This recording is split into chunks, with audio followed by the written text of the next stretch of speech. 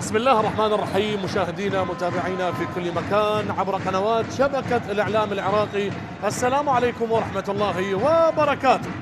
هنا حيث اليوم الأول لحساب الجولة 22 ضمن منافسات دورينا دوري نجوم العراق موسم 2025-26. هنا حيث محافظة الأنبار وتحديدا ملعب الرمادي، وليلة استثنائية. صقور الغربية نادي القرمة يستضيف أبناء ذي قار نادي الغراف.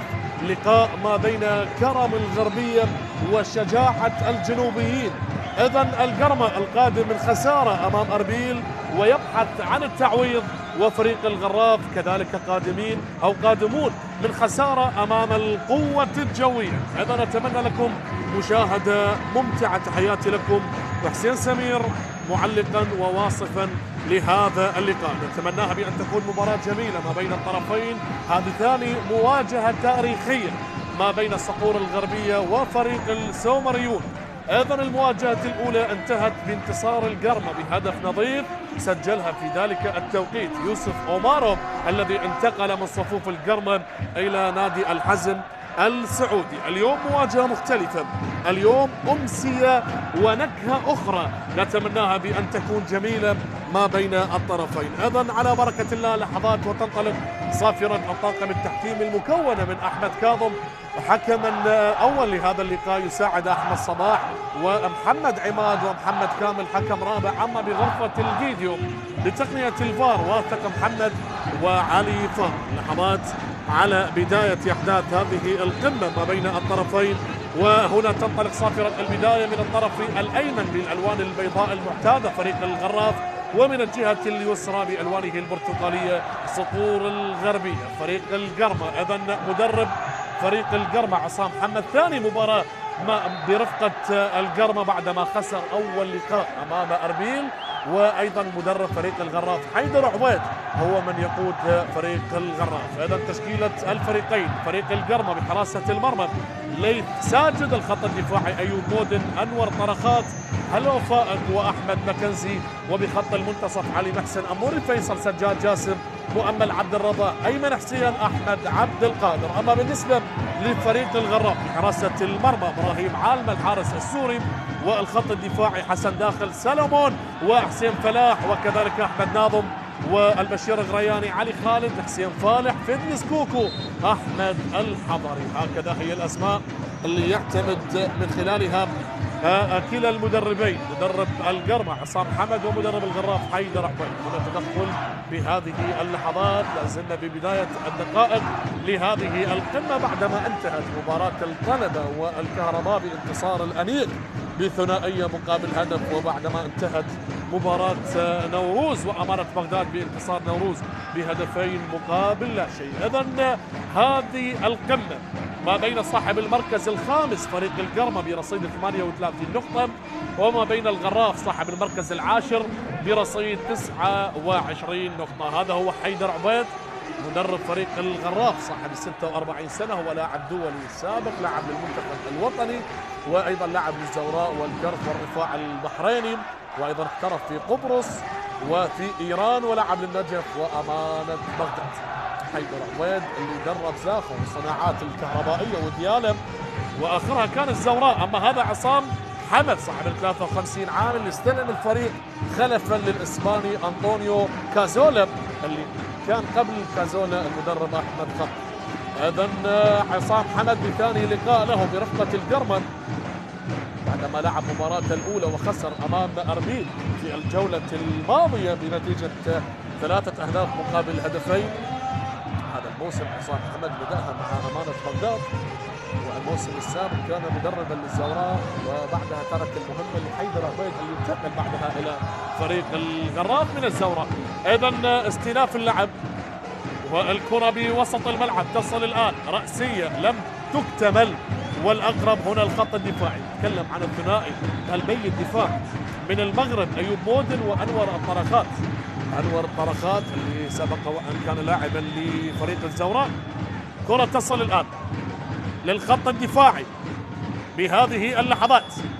ننتظر نشاهد أنا وإياكم بهذا اللقاء باستاد الرمادي في ليلة من ليالي شهر رمضان المبارك. تقبل الله منا ومنكم صالح الأعمال، تقبل الله صيامكم وقيامكم. إذا أمسية من أمسيات دورينا الجميل اللي لا زال مستمر وسيستمر بإذن الله تعالى بلياليه الملاح وبجولاته المميزة وبمنافسة شرسة ما بين كل الفرق، فرق المقدمة وفرق متوسطة الترتيب، وحتى المراكز الأخيرة لا زالت تبحث عن طوق النجاة للابتعاد عن المراكز الهبوط. إذا كرة لعلي محسن الآن. فريق القرمة يريد أن يبدأ بشن هجماته لتعويض الخسارة الماضية أمام أربيل، وكذلك الغراف اللي يريد أن يعوض خسارة الماضية أمام المتصدر لسلم الترتيب نادي القوة الجوية الناظم اللي كان أمامك بالصورة. كرة تعود الآن هذه للقرمة على طاير تسديدة، لكنها إلى خارج الملعب من اللاعب سجاد جاسم. سجاد جاسم بالكرة الماضية كرة بعيدة قادم من الشرطة. سجاد جاسم قادم من القيثارة، وقبل القيثارة لعب لفريق النفط، وبذلك هذا هو اللي أمامك بالصورة. إذن الكرة لحارس المرمى الآن. الغراف يمتلك فيدلس كوكو، اللاعب النيجيري اللي سجل 13 هدف حتى هذه الجولة. يعني الغراف سجل 23 هدف، من ضمنها 13 هدف لفيدلسكو. تنفذ الآن الكرة خاطئة، تصل الآن استعادة مرة أخرى. عملية الابتكاك حاضرة والصافرة أيضا موجودة بهذه اللحظات، يؤكدها الحكم الدولي أحمد كاظم بهذه الأثناء. إذن الجولات مستمرة اليوم. أمانة بغداد ونوروز، انتصر نوروز 2-0. الطلبة والكهرباء انتصر الطلبة 2-1. وهنا القرمة والغراف، وبنفس التوقيت تلعب مباراة الشرطة وفريق الموصل. وهنا الكرة تصل من الطرف الأيسر. الجولة مستمرة والأحداث مستمرة والأمور كلها مهيئة بطريقة مميزة. الجولة 22 من منافسات الدوري نجوم العراق أيضا يوم غد بإذن الله تعالى ستلعب مباراة ديالى والقوة الجوية. فريق النفط يواجه النجف، وأربيل يواجه الميناء، والزوراء يواجه نفط ميسان. أما في يوم السبت بإذن الله تعالى الكرخ يستضيف دهوك، والقاسم يستضيف زاخو. هكذا هي مواجهات الجولة 22، وهكذا هي الأمور ما بين الفرق الذي تبحث عن النقاط الثلاث، والأمور اللي لا زالت صعبة على كل الفرق، لأن الدوري لا زال مستمر بالتطور وبتقديم الليالي المميزة والمختلفة. كرة للقرمة من الطرف الأيسر، أخطر البرتقالي، سطور الغربية يحاولون، لكن هنا الحارس السوري إبراهيم عالم هو من يتصدى لهذه الكرة. تحدث عن حراس المرمى أيضا ساجد حارس فريق القرمة من أصغر الحراس في دوري النجوم، وبذلك تلعب الكرة سريعة من الطرف الأيمن. انطلاقة إياك أن يحصل عليها الخطير، لكن هذا ليس فيدلس كوكو، هذا البشير غرياني القادم من النجف من غزلان البادية. استعادة الكرة بوسط الملعب، علي محسن يغيرها على الطرف الأيسر. انطلاقة للمصري، هذا أحمد عبد القادر يحاول الآن، القادم من الأهلي المصري. الله الله الله، انطلاقة جميلة، جول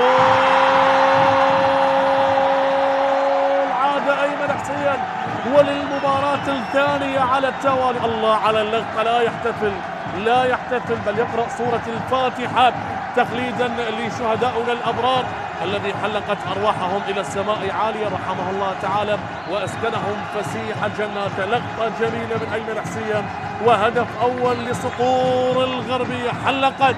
حلقت صقور الغربية بهذه اللقطة وعن طريق من؟ أيمن حسين، الذي كان هنالك تساؤلات كثيرة عن غيابه التهديفي، لكنه عاد بعدما سجل بالجولة الماضية على أربيل، سجل هدفين واليوم يعود ليسجل بشباك الغراف بعد مجهود فردي ولا أروع من المصري أحمد عبد القادر، ووصلت الكرة على طبق من ذهب لأيمن حسين. هو ما كذب خبر، سجل هدف أول وبعدها لم يحتفل بل قرأ سورة الفاتحة على أرواح الشهداء الأبرار. إذن الهدف الأول وصل.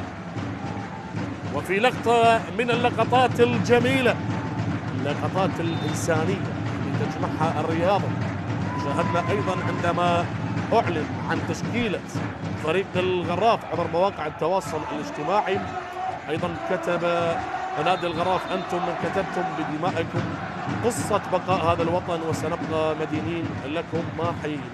سلامات حسن، سلامات للقائد حسن داخل. مناسبة حسن داخل هو اللي سجل الهدف الوحيد أمام القوة الجوية في الجولة الماضية في المباراة اللي خسرها الغراف 2-1. هذا هدف أول مبكر ممكن أن يعطي نكهة خاصة لهذه المباراة، وهنا حارس المرمى الإنسان. نعم، ممكن هذا الهدف أن يعطي نكهة خاصة لهذا اللقاء بعدما سجل القرمة. الآن سنشاهد أداء مختلف من البرتقالي وأيضا أداء مختلف من الغراف ليقدم نفسه بصورة جميلة من أجل العودة والتعديل إن أراد ذلك. هنا هذه اللقطة كان متسلل حسن داخل، لكن بالأخير هي تصدى لها الحارس ليث ساجد، وبذلك هدف مقابل لا شيء. ننتظر الآن، لا زلنا بالبداية بعدما سجل أيمن حسين وصل إلى هدف الرابع وعاد الزميل أحمد مكنزي اللي يمتلك برصيد 4 أهداف، سجل ثنائية على الكهرباء وعلى الموصل وعلى ديالى.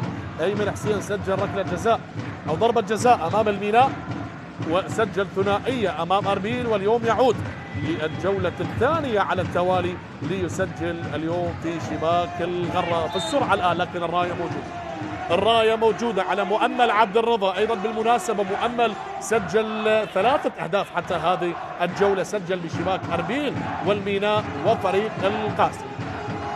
آخر 5 مباريات للقرمن خسر بلقاءين وتعادل كذلك بلقاءين، ونعم انتصار كان موجود بالنسبة للقرمة اللي خسر أمام أربيل. وكذلك ننتظر ماذا سيقدم بالجولات القادمة. أما بالنسبة لفريق الغراف اللي خسر بآخر 5 مباريات، خسر ب3 مباريات، خسر أمام الشرطة وزاخة والقوة الجوية، لكن انتصر في مباراتين، انتصر على الميناء وعلى أمانة بغداد. ننتظر الآن كرة من الطرف الأيسر، تحدث عن نفط ميسان، أيضا الانتصار اللي حققه فريق القرمن. عالية الكرة الآن من الطرف الأيمن، سهلة لحارس المرمى إبراهيم عالمة الحارس السوري، من الحراس المحترفين اللي توافدوا بالانتقالات الأخيرة على مستوى دور النجوم. وهنا كرة خاطئة من دون أي تركيز، انتهى بها المطاف إلى رمية جانبية في اللقطة الماضية طريق الخط الدفاع. حسين فالح أمامك بالصورة، وبذلك الرمية الجانبية نفذت. تصل الآن مؤمل يمر والعرضية العالية، المتابعة لهدف ثاني والتسديدة، لكن إبراهيم هو الأقرب بهذه اللحظة. الأجواء نوعا ما صعبة على فريق الغراف، ملعب خارج أرضه، شاهدناه في أرضه دائما مميز وفي ملعب الناصرية الدولي، ولكن اليوم شد الرحال من الجنوب إلى الغرب. لذلك الكرة تلعب للخط الدفاعي، تمريرة بوسط الملعب في غاية الذكاء، لا زالت من الطرف الأيمن. هل نشاهد الغراف الآن يعود إلى الهجمات بهذا اللقاء؟ كرة تصل بوسط الملعب من هذه المسافة، تمريرة سريعة، هذا الخطير فيدلس كوكو، لا زالت الآن لكنها إلى خارج الملعب، مرت على النيجيري. هذا هو فيدلس كوكو. لما كان الغراف الدوري الممتاز قدم نفسه بصورة جدا مميزة فريق الغراف اللي كان صاحب المركز الثاني برصيد 69 نقطة، فارق نقطة واحدة عن المتصدر فريق الموصل. وبرفقة الموصل الغراف توجه وانطلق ووصل إلى دوري نجوم العراق. الآن المنافسة أيضا مشتدة ومشتعل الأجواء على مستوى الدوري الممتاز اللي يتصدر سلم الترتيب فريق الجولان. كرة تصل الآن لفريق القرمل بوسط الملعب، تمريرة سريعة كانت ولا زالت من هلو فائق، انتقلت إلى مؤمل عبد الرضا اللي لا زال من هذه المسافة. الكرة اصطدت، تعود الآن بشير غرياني، ينطلق الآن البشير غرياني، يحاول اللاعب التونسي لكن الصراع البدني موجود، وبذلك الكرة تعود بالكعب إلى علي محسن. علي محسن، كرة لوسط الملعب لسجاد جاسم. سجاد جاسم وعملية تغيير اللعب والعودة للخطوط الدفاعية. بعد ذلك الكرة لا زالت بالوسط، هذا علي محسن هو اللي يريد أن يتحكم برتم اللقاء، أن يسيطر ويمرر ويستلم بكل المنافذ، لكن هذه التمريرة خاطئة يا علي محسن. فيها صافرة من الدولي أحمد كاظم يؤكد المخالفة بهذه اللحظات. المباراة لا زالت هادئة رغم وجود الهدف اللي سجله أيمن حسين. لم نشاهد ردة فعل بالنسبة للسومريين حتى هذه اللحظة. أيضا الغراف القادمون من ديقار واستلام الآن لفيدلس كوكو، أخطر لاعب في فريق الغراف. كرة لا زالت، حصل على رمية جانبية بهذه اللحظات. هذا يؤكد حكم اللقاء لا يقول لك هي للقرمة مع احتجاج من النيجيري، وبذلك الرمية الجانبية الآن. ننتظر ونشاهد هل هنالك المزيد من الأهداف على مستوى شوط اللقاء الأول أم ستبقى النتيجة 1-0 لنشاهد ذلك. هنالك ردة فعل للغراف، هنالك هدف ثاني للقرمة أصحاب الدار وسط حضور جماهيرهم ومؤازرتهم على المدرجات. كرة عالية الآن. تحدثنا عن لقاء الذهاب بالمرحلة الأولى، انتصر القرمة بهدف نظيف أمام الغراف في ملعب الناصرية الدولي. توجيهات لا زالت حاضرا، هذا هو بشير غرياني قادم من النجف، وبذلك الكرة لعلي محسن من الطرف الأيمن، خاطئة من علي. تصل الآن ممتازة في غاية الهدوء والذكاء بالنسبة لفريق الغراف. تمريرة لا زالت عالية، تحولت وتجاوزت خط المنتصف ولا زالت قائمة من الطرف الأيمن. استعادة الآن، مساحة الآن، التحضير الآن بالكعب تعود إلى الطرف الأيمن. فريق الغراف يريد هدف من أجل التعادل، القرمة يريد هدف ثاني من أجل الاطمئنان، وهو حق مشروع بالنسبة للطرفين أن يمنون النفس للوصول إلى تسجيل الأهداف. كرة تلعب عالية الآن، الاستلام ممتاز والتوغل لا زال والبحث عن المساندة الآن. هنا التمريرة بوسط الملعب، لكن أمير عبد الله غير اللعب على الطرف الأيسر. أحمد ناظم الآن، أحمد ناظم والعرضية اللي اصطدت تعود لأموري فيصل. أموري فيصل يمرر لسجاد، تمريرة لعلي محسن بهذه اللحظات.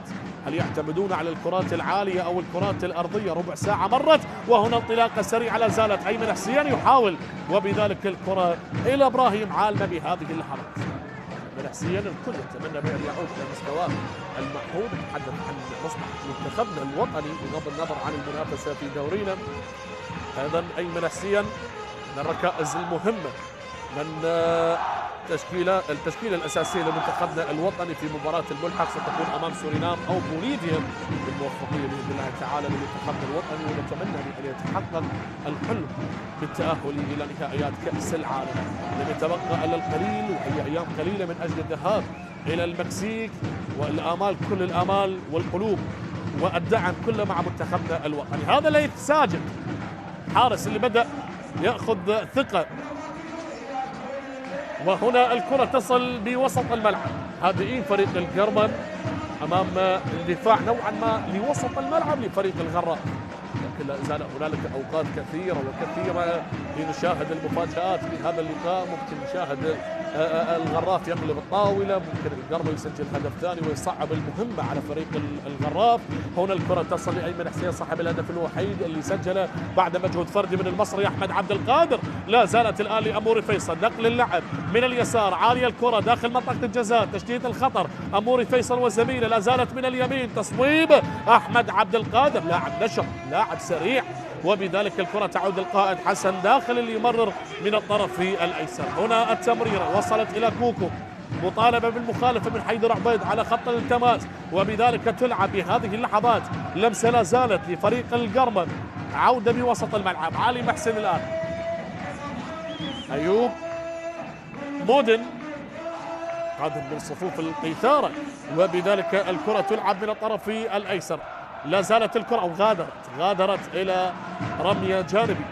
الأوقات تمر، اللحظات تمر، والتركيز عالي داخل المستطيل الأخضر، ملعب الرمادي والأجواء الجميلة اللي تقدمها جماهير القرمة على المدرجات. يعزرون، يدعمون، وكلهم قلب واحد من أجل المقاطعة. لكن الغراف ليس بالفريق السهل، ليس بالفريق السهل، بل هو من الفرق الصعبة اللي تأهلت إلى دور النجوم وقدمت نفسها بصورة مختلفة. الكل كان يعتقد بأن الغراف مجرد شارك وتأهل إلى دور النجوم، لكنه لا زال يقدم وسيقدم أداء مثاليا ومميزا. أيضا القرمة اللي تأهل إلى دور النجوم الموسم السابق، وأيمن حسين يبحث عن هدف ثاني بهذا اللقاء، واستخلاص للكرة بهذه اللحظات. قوة جسمانية، قوة بدنية، صراعات حاضرة تعود للقرمة، تهدئة الأمور. أيمن حسين كان أمام فرصة لإضافة هدف ثاني، لكن عودة دفاعية بصورة جميلة، والكرة لا زالت من الطرف الأيسر. استعادة الآن، استعادة الكرة الآن بوسط الملعب، تمريرة تحولت لأموري فيصل. القرمة يسيطر على مجريات اللقاء، وربما أو حتى الآن صح التعبير حتى الآن دقيقة 19 في شوط اللقاء الأول، ولا زال القرمة يسيطر على اللعب، استحواذ من كل جهات الملعب، هدف يتقدم من خلاله بعدما سجل أيمن حسين. والآن الغراف ينتظر أي فرصة لاقتناصها لإضافة هدف التعادل، لكن هل سيسمح البرتقالي بذلك؟ هنا الأسئلة، هنا علامات الاستفهام. كرة تعود الآن للخط الدفاعي، لا زالت بالنسبة للقرمة عملية نقل اللعب من اليسار إلى اليمين، لكن هنا الدربكة. أيوب مودن يصلح الموقف، والكرة لا زالت بعد استلام ممتاز من مؤمل عبد الرضا، والكرة يخسرها أموري فيصل. طالت على أموري، تعود إلى حسن داخل، قائد الفريق اللاعبين المميزين. حسن داخل يمتلك برصيد هدف واحد، سجل أمام القوة الجوية. هداف الفريق، تحدث عن الغراف هو فيدلس كوك، وثاني هدافين الدوري حتى هذه الجولة بعد المتصدر تيميروف مهاجم نادي أربيل. أما نتحدث عن اللاعبين اللي سجلوا الأهداف، بشير غرياني سجل ثنائية أمام دهوك، وبالنسبة لأحمد الحضري سجل على النجف وعلى الميناء، والتسديدة لكنها مرت من أحمد عبد القادر، مرت على أحمد. هذا هو المصري اللي أمامك بالصورة، قادم من نادي القرح كما يسمونه، نادي الأهلي المصري، أفضل الأندية العربية حتى تاريخيا وعلى مستوى الألقاب والإنجازات. شد الرحال من بلاد الفراعنة إلى العراق الحبيب، تحديدا إلى الصقور الغربية. كرة تصل الآن في وسط الملعب. القرمة بعد مرور 20 دقيقة لا زال متقدم بهدف نظيف على فريق الغراف، سجل أيمن حسين. الجهات لا زالت حاضرة من المدربين، تحدث عن عصام حمد مدرب فريق القرمة، وعن حيدر عبيد مدرب فريق الغراف. كرة تعود الآن، الثقة العالية اللي يمتلكها لاعبي فريق القرمة بالخط الدفاعي، لكن في بعض الأحيان الثقة تكون قاتلة إذا تواجدت الأخطاء، وبذلك التمريرة تصل لهذا أحمد عبد القادر. تعود الكرة إلى رمية جانبية، سينفذها الآن أحمد مكنزي، الظهير الأيسر اللي يمتلك برصيده 4 أهداف، من الأظهرة المميزة أيضا مع منتخباتنا الوطنية. وليث ساجد يمرر في وسط الملعب، تمريرة لعلي محسن. كل الكرات اللي تنتقل من وسط الملعب عن طريق نفس اللاعب اللي هو علي محسن. كرة لا زالت لأحمد المتراجع لوسط الملعب. كرة الآن يطلب الكرة هلو فائق، لكنها لا زالت بحوزة السجاد اللي يمرر إلى أموري. أموري يتركها لهلو فائق. هلو انطلق من الطرف الأيمن، محاولة للقرمة الآن، والتشتيت الخطر بهذه اللحظات. كرة لا زالت هنا المحاولة، هنا المرور، هنا التلاعب والصافرة، مخالفة لمصلحة الغرافة مع بطاقة من الدولي أحمد كاظم، بطاقة صفراء على اللاعب مؤمل عبد الرضا.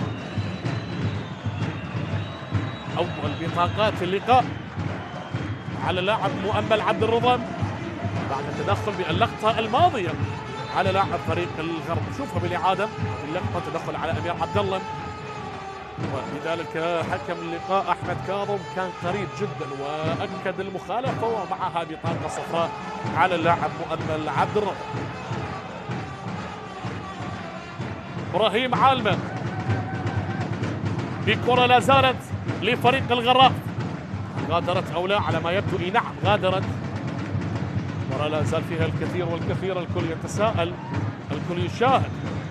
تتابعوا معنا عبر قنوات شبكة الإعلام العراقي. ليلة استثنائية من ليالينا، تحدث عن ليالي دورينا الجميل، وبذلك الكرة تعود الآن على الطرف الأيمن بهذه الأثناء، بكرة عالية لعبت من الطرف الأيسر. أيوب أو أنور، كرة تعود الآن إلى القربن. تدخل من حسن داخل على مؤمل عبد الرضا، معها لقطة فيها الروح الرياضية العالية والاعتذار والتفقد والاطمئنان على سلامة اللاعب. دائما بالأول وبالأخير سلامة اللاعبين هي الأهم، وأيضا الأخلاق الرياضية دائما موجودة في ملاعبنا، في ملاعب دورينا، والأمور الطيبة. الكل يعني هم أصدقاء في الملعب وداخل الملعب. دائما الروح الرياضية هي أجمل شيء في عالم كرة القدم وبالرياضة بالمجمل. هذه هي لقطة الهدف، لا يوجد فيها راية بعد تسديدة أحمد عبد القادر، والكرة اللي ارتدت وغيرت مسارها لأيمن حسين قائد الفريق اللي سجل الهدف الوحيد بهذا اللقاء. لكن لفتة إنسانية جميلة، لم يحتفل بل تعمد أن يقرأ سورة الفاتحة على أرواح شهدائنا الأبرار.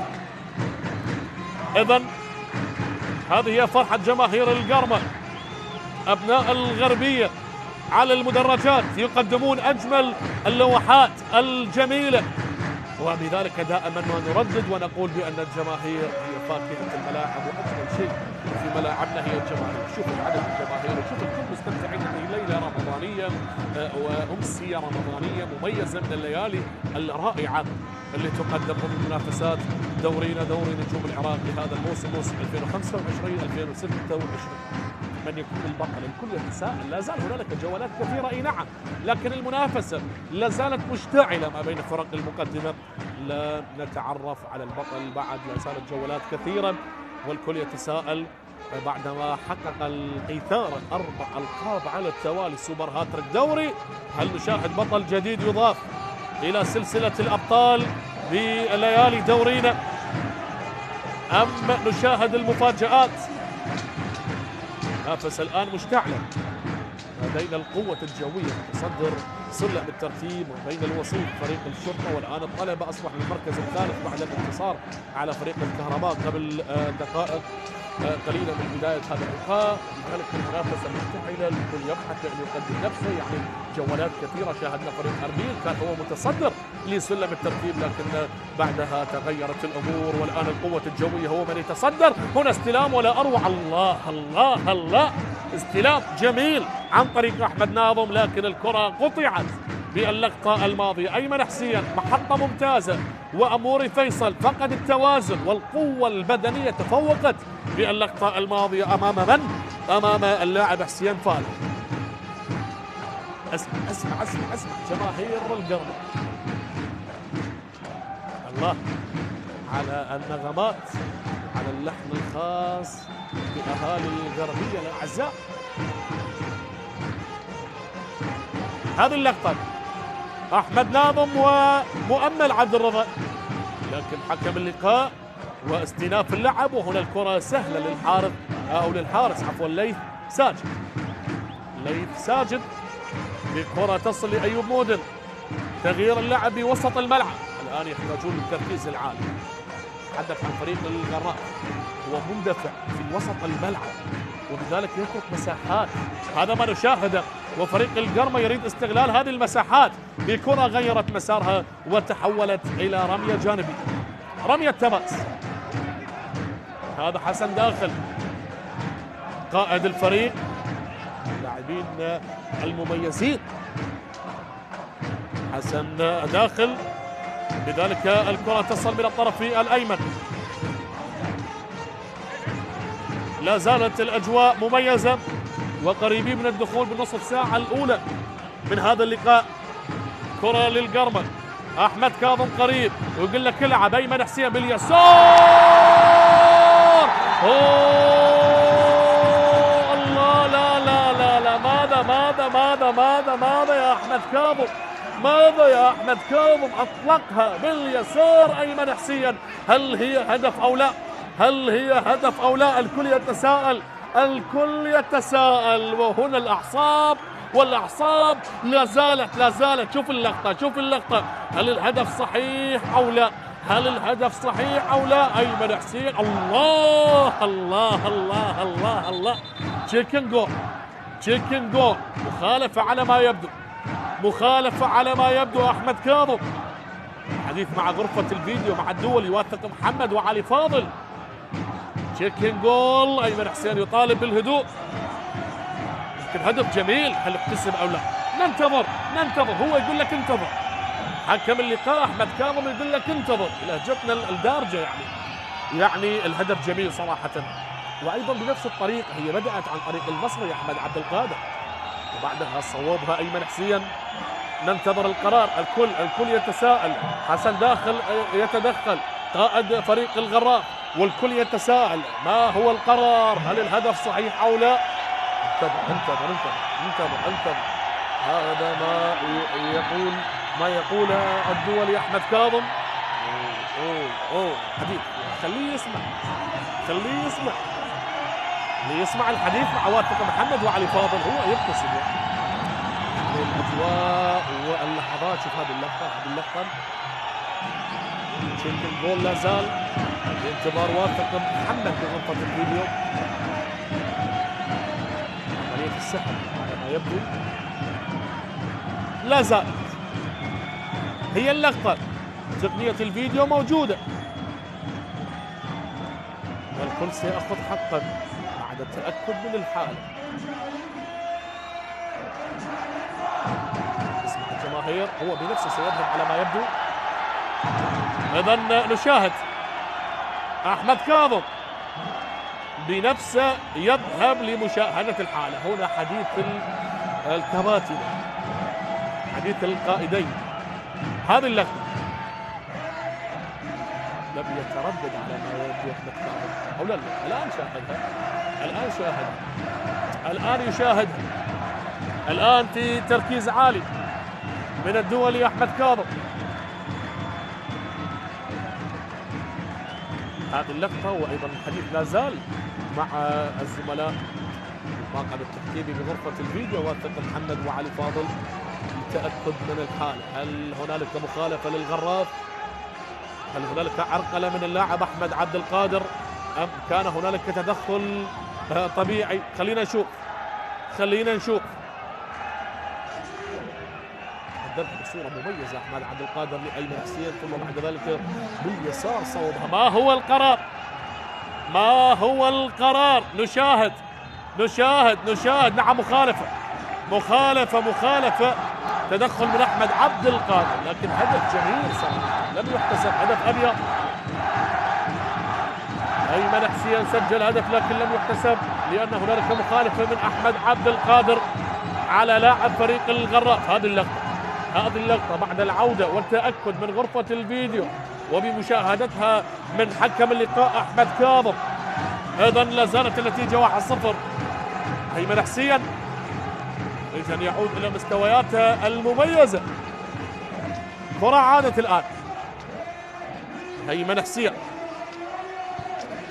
لعب للخور والوكرة والقوة الجوية وأم صلان والمرخية والنفط، وكذلك الانطلاقة كانت أيضا ولعب لفريق الشرطة ودهوك.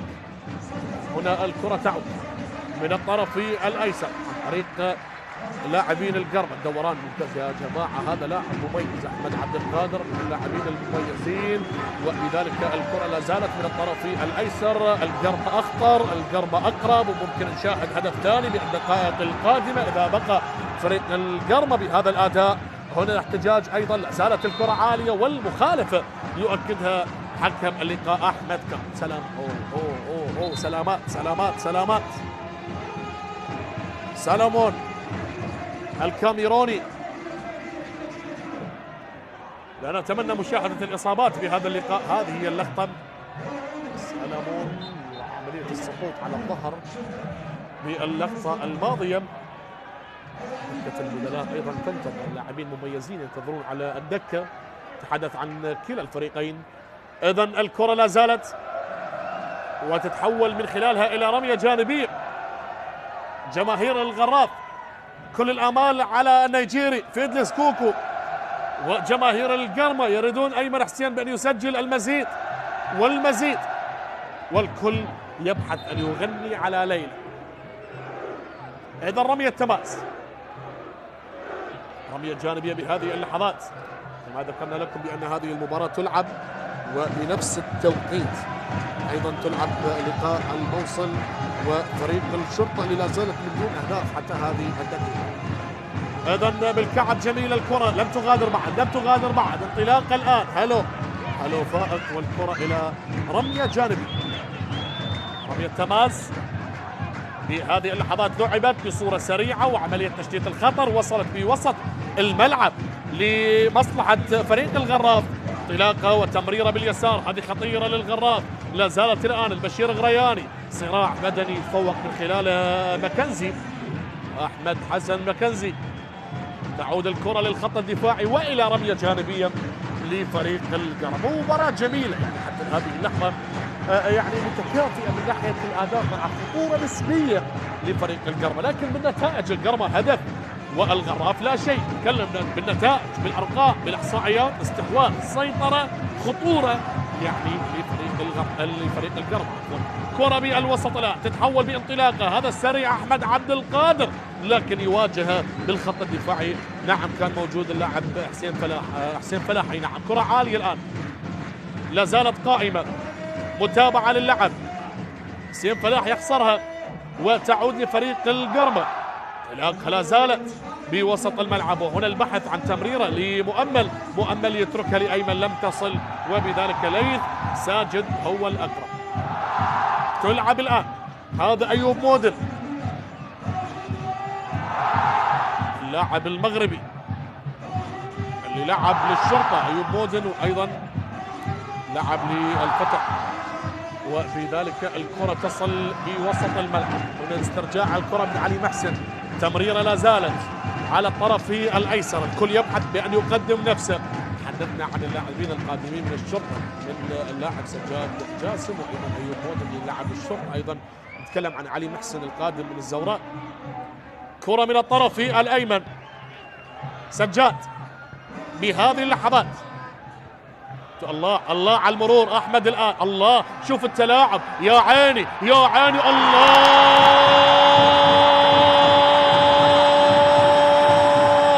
الله على تصويبه يا أحمد عبد القادر.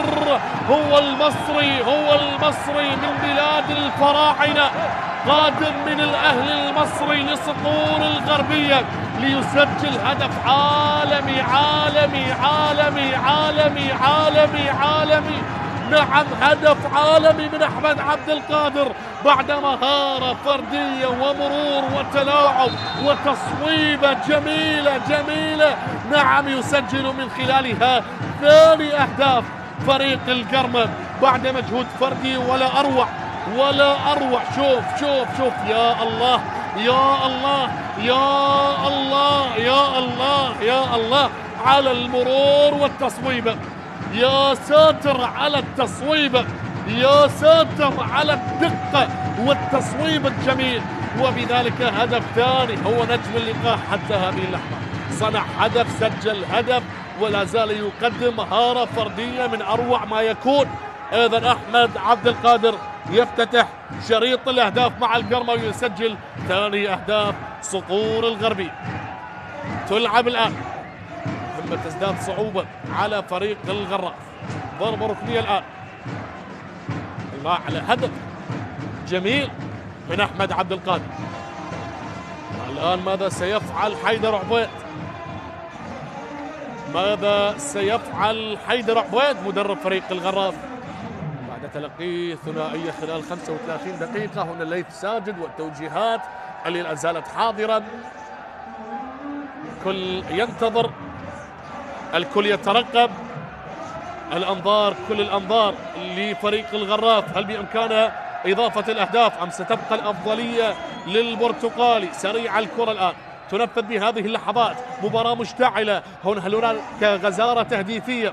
هل سيبحثون عن الغزارة التهديفية وإضافة المزيد والمزيد؟ أمور انطلق، أمور الآن تمريرة على اليسار، هذا هو الخطير، هذا هو السريع، هذا هو المهاري. هذه المرة لم يمر، هذه المرة لم يمر. استعادة من أمير عبد الله، انطلاق الآن. المباراة حلوت، المباراة حلوت. فريق الآن متقدم بثنائية وفريق آخر يبحث عن هدف من أجل تقليص النتيجة. هنا الغراف، هنا الغراف، عالية الكرة ولم تجد الطريق ولم تجد المتابعة، بل عاد لها فيدلس كوكو الآن. فيدلس كوكو النيجيري يحاول، هداف الفريق يمرر لأحمد ناظم. أحمد ناظم بكرة لا زالت بوسط الملعب. ها هنا التمريرة لأمير عبد الله. المباراة صعبة على الغراف لكنها جميلة بصورة عامة. تصل الآن بوسط الملعب، تمريرة سريعة وصلت عن طريق الكاميروني سلمون، نقلة تحولت لبشير غرياني. هنا بشير غرياني التونسي يمرر بكرة لا زالت بوسط الملعب، يبحث من خلالها حسن داخل لتمريرة وصلت على الطرف الأيمن. هنا عالية الكرة لكنها اصطدت بهذا التوقيت. تعود للقرمة، تعود لصقور الغربية، تعود للبرتقالي بهذه اللحظات.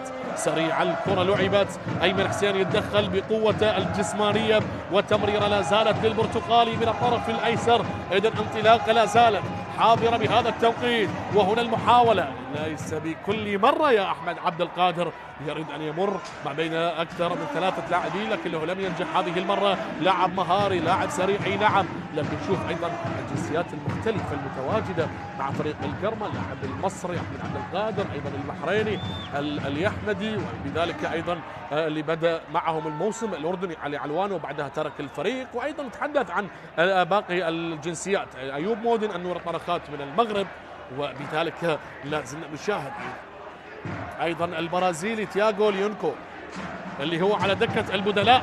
وهنا الكرة لأحمد ماكنزي والتمرير بكرة وصلت بوسط الملعب. 5 دقائق متبقية على نهاية الوقت الأصلي لشوط اللقاء الأول. تمريرة من أموري تعود الآن.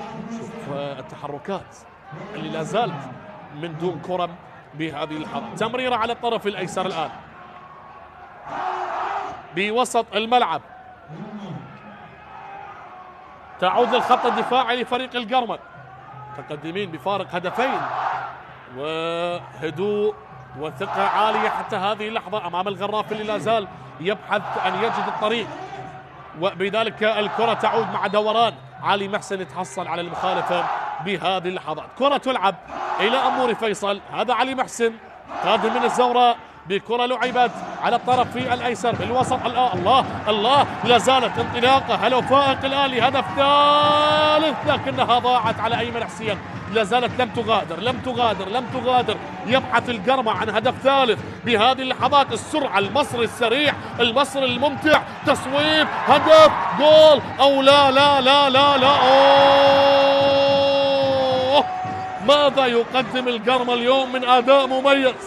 الله على فرص جميلة بهذه اللحظات. سلامات. لكن ماذا يقدم أحمد عبد القادر؟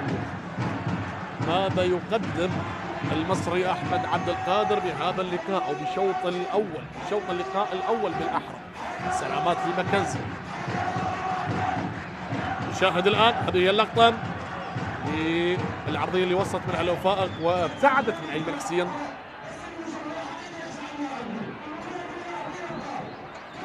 ننتظر الآن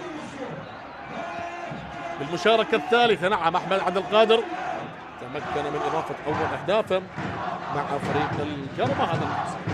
هذه اللقطة من مؤمل عبد الرضا لكن لم يكن محظوظ بهذه اللقطة، لم يكن محظوظ مؤمل عبد الرضا كان قريب يعني يسجل رابع أهدافه هذا الموسم. الكرة تعود إلى أحمد ناظم الآن، سريع الكرة. فريق الغراف يمتلك الشخصية، إذا أراد أن يركز بصورة أكبر باللقاء ممكن يسجل بالدقائق القادمة، لكن القرمذة سجل الثالث، المهمة تكون جدا جدا صعبة. كرة تلعب الآن، هذا أموري فيصل بانطلاقة للبرتقالي، بانطلاقة للقرمة، مؤمل لهدف ثالث، تصويب لكنها ضعيفة وسهلة بإحضان الحارس إبراهيم عالمة الحارس السوري، وبكرة خاطئة وضغط قرماوي لا زال مميز، وكرة للبرتقالي من الطرف الأيسر، محاولة لا زالت من بعيد. الله الله الله الله الله، القرمة اليوم بأداء برازيلي يقدم نفسه بصورة مختلفة عن ما شاهدناه بالجولات السابقة. كرة بخارج القدم تلعب عالية داخل المنطقة، لكن الإبعاد موجود، السرعة الآن، الكرة الآن، الغراف يريد هدف للتقليص، القرمة يريد هدف ثالث، والمباراة لا زالت جميلة، اللقاء لا زال جميل، وهجمة بهجمة لكن مع خطورة بصورة أكبر لفريق القرمة. استعادة الآن البشير الغرياني، تمريرة ذكية من الطرف الأيمن، هل يسجل الغراف؟ والتصويبة لكن ليث ساجد يتصدى لتصويبة النيجيري فيدنس كوكو، وبذلك الكرة تتحول إلى ضربة ركنية بهذه اللحظات. هذه هي التسديد القوية من بعيد من هداف الغراف اللاعب كوكو، وهنا ليث ساجد يتصدى ويبعد الخطر عن مرمى. هذا هو ليث ساجد، وبالكرة الآن تحولت إلى ضربة ركنية بهذه الأثناء. خلينا نشوف الكل يترقب، والكرة العالية والرأسية والإبعاد من أيمن حسين المتراجع إلى الخطوط الدفاع. حارس المرمى ليث ساجد صاحب ال20 سنة يدخل بصورة أساسية اليوم، وهنا الرمية الجانبية بهذه اللحظات، آخر دقيقة لنهاية الوقت الأصلي، وبعدها سندخل بالوقت البدل الضائع. كم دقيقة سيضيف الطاقم التحكيمي بقيادة محمد كارم؟ هذا ما سنشاهده بالثواني القليلة القادمة. الكرة لا زالت من الطرف الأيمن، استعادة الآن حاضرة بهذه الأثناء، بذلك فيدنس كوكو يتحصل على الرمية الجانبية يتركها لحسين فلاح. كل الأنظار، حتى مخرج اللقاء وكأنه يقول كل الآمال تتجه على كوكو بعدما سجل بأغلبية مباريات الغراف، هل يسجل اليوم أمام القرمة؟ وبذلك الكرة لليث ساجد، ضربة مرمى بهذه اللحظات. القرمة يتقدم بثنائية مقابل لا شيء على الغراف. نشاهد تمريرة تصل بصورة سريعة بوسط أو بخط الدفاع لفريق القرمة. الكرة الآن أيوب خاطئة، الكرة تحولت إلى رمية جانبية، الآن بدأ يضغط فريق الغراف. انتهى الوقت الأصلي، كم دقيقة؟ 3 دقائق 180 ثانية على نهاية الشوط الأول. عالية الكرة الآن، بشير الغرياني التونسي يحاول استرجاع الكرة، تمكن منها لكنه بمواجهة فردية 1 على 1 أمام من؟ أمام هلو فائق. عالية الكرة خطيرة الآن لكنها وصلت للخط الدفاعي، لا زالت لمصلحة القرمة. كلهم يبحثون على أحمد عبد القادر، هذا مكنزي الآن، لكن الكرة تحولت إلى رمية جانبية. أحمد حسن مكنزي، كل يشاهد الصقور الغربية لا زال متقدما بثنائية سجل من خلالها أيمن حسين وأحمد عبد القادر، وبذلك ننتظر الآن هذا أموري فيصل، السرعة الآن، الدوران الآن، أيمن حسين والسرعة والقوة الجسمانية، لكن يتدخل سالمون وإلى ضربة ركنية الآن. قدر يستعيد شيء من بريقة أيمن حسين، هذا ما نحتاجه لمباراة الملحق. لذلك الكرة تتحول إلى ضربة ركنية بهذه اللحظات. ضربة ركنية الآن لفريق القرمة، أموري فيصل على التنفيذ. التحام بدني وهذه اللفة ما بين سلمون وأيمن حسين، يعلم تماما سلمون بمدى خطورة أيمن حسين بالكرات العالية، الكرات الرأسية، وأحمد كاظم والتوجيهات والدقائق تمر، وآخر اللحظات شوط اللقاء الأول، وبذلك الضربة الركنية للقرمة اللي يبحث عن هدف ثالث بهذه اللحظات، لكن الكرة تتحول إلى خارج الملعب. هذا يؤكد الطاقم التحكيمي هل هي ضربة ركنية، هل لمسها إبراهيم عالمم. خلينا نشوف هذه اللقطة. إبراهيم عالمم لم يلمسها إبراهيم عالمم، لكن حكم اللقاء يؤكد الضربة الركنية. هذا ضربة ركنية. آخر دقيقة من شوط اللقاء الأول، وعلى التنفيذ الآن. ضربة ركنية، التركيز العالي، القرمة يريد هدف ثالث بهذه اللحظات. عالية الكرة والرأسية والإبعاد عن طريق لاعبي فريق الغرف، عن طريق المتراجع التونسي أحمد الحضري. هو علي خالد رقم 16. ضربة ركنية، نصف دقيقة متبقية حتى تكون هذه آخر هجمات شوط اللقاء الأول، والأجواء جميلة في استاد الرمادي لهذا اللقاء. على التنفيذ الآن، تنفذ الكرة، اختار أن يمرر بدل إرسالها إلى داخل المنطقة، وهنا الكرة العالية المتابعة لا زالت، والدربكة الآن الدربكة الدفاعية، وهنا المخالفة لفريق الغراء، ومعها صافرة لنهاية شوط اللقاء الأول بتقدم فريق القرمة بهدفين مقابل لا شيء على فريق الغراء. لا تذهب بعيدا مشاهدينا ومتابعينا، استراحة قصيرة ثم العودة، وماذا سيفعل حيدر عبيد مدرب فريق الغراء في المتأخر بفارق هدفين.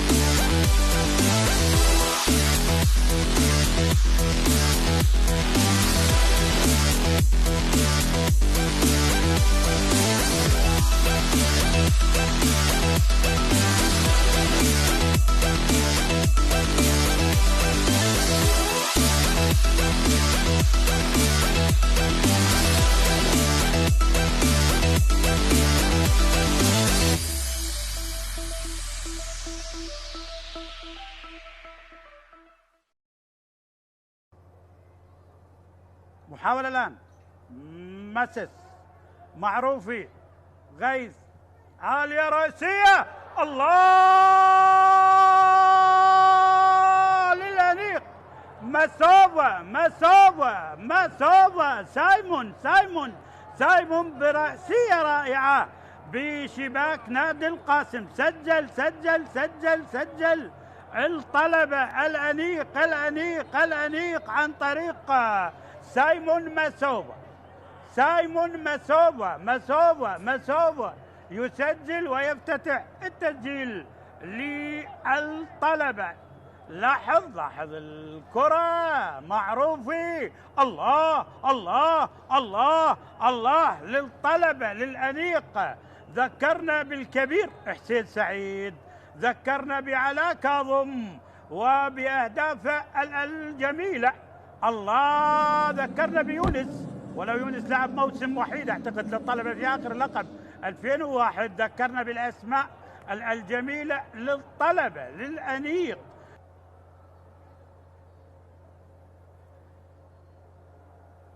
معروفي، عالية وخطيرة والرأسية، وثاني لعلاء عبد الزارع. الأنيق الطلبة لعلاء عبد الزارع للأنيق. علاء عبد الزارع محل السهرة للأنيق للطلبة بثاني أهداف. ثاني أهداف الطلبة عن طريق الدولي السابق. لاحظ علاء ورأسية رائعة، حافظ للهدف. علاء عبد الزهرة مع الطلبة مع الأنيق وبهذا الهدف الجميل سجل علاء.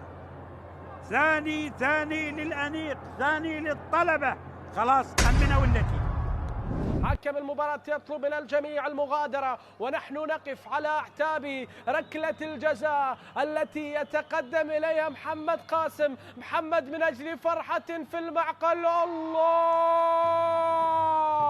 السفينة أصلحت وعادت جارفة، فليحذر الجميع. بادرة العودة في الجنوب بدأ بها الميناء، بدأ يسير في طريقها وبدأ يذهب على السكة المعهودة للانتصارات. هدف أول يدون وركلة جزاء تجعل هذا الرجل يضع الميناء في مقدمة المباراة. في بداية المباراة يسجل هدف أول في وسط الشوط. كرة قوية جميلة، ركلة جزاء مركزة والعمواس يحاول وخطأ لا يغتفر من المدافع. وهنا محمد قاسم يتقدم إلى الأمام ليضعها في الشباك، وبعد زاخو والشرطة والموصل يضع هدفا رابعا في مرمى النجف ليضع في سجلاته هذا الهدف الذي القرع.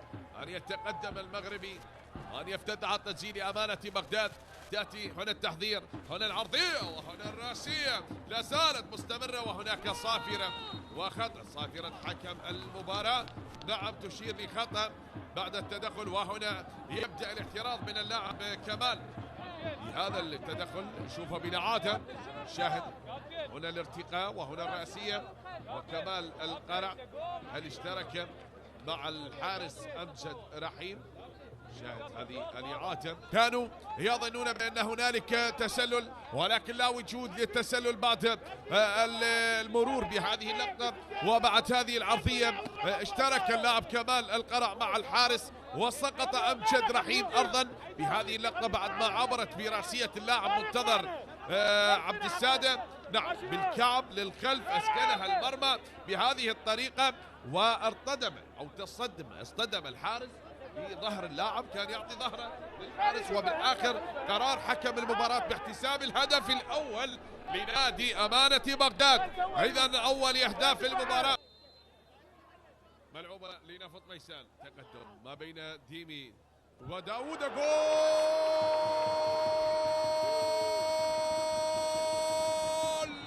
هنا حسين مطر براسية يمطر فيها شباك أمانة بغداد. براسية حسين مطر أسكنها المرمى وعدل نتيجة المباراة بكرة لا تصد ولا ترد من حسين مطر. يعدل نتيجة المباراة حسين مطر الذي لا يكذب خبر.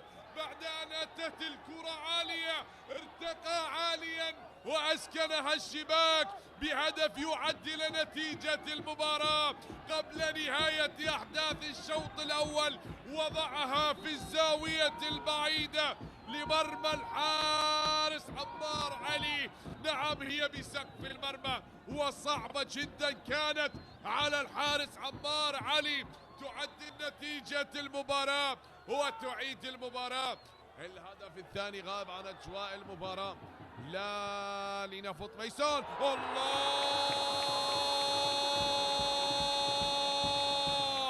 جاء الخبر السعيد من نسيم صيود. ونعم بهذا النسيم الجميل هنا بملعب ميسان الأولمبي. نسيم صيود يصطاد أمانة بغداد ويسجل الهدف الثاني. يصطاد الأسود نسيم صيود بهدف ثاني في المباراة في وقت قاتل لفرسان المملكة. يعلنون الهدف الثاني عن طريق البديل. شاهد هنا الخطأ من عباس ياسين، أعاد الكرة للمدافع، ولكن نسيم لن يكذب خبر، استغل سقوط اللاعب لامين ساماته وتقدم التونسي، اسكنها المرمى وضعها في الزاوية البعيدة بكرة أرضية قوية يعلن فيها عن الهدف الثاني. ثاني أهداف في المباراة لنادي نفط ميسان عن طريق اللاعب نسيم صيوت البديل الذي يشرك من قبل المدرب علي عبد الجبار، يعلن عن الهدف الثاني. تمرير عالية من ادميلسون، الضربة الرأسية خطيرة، الله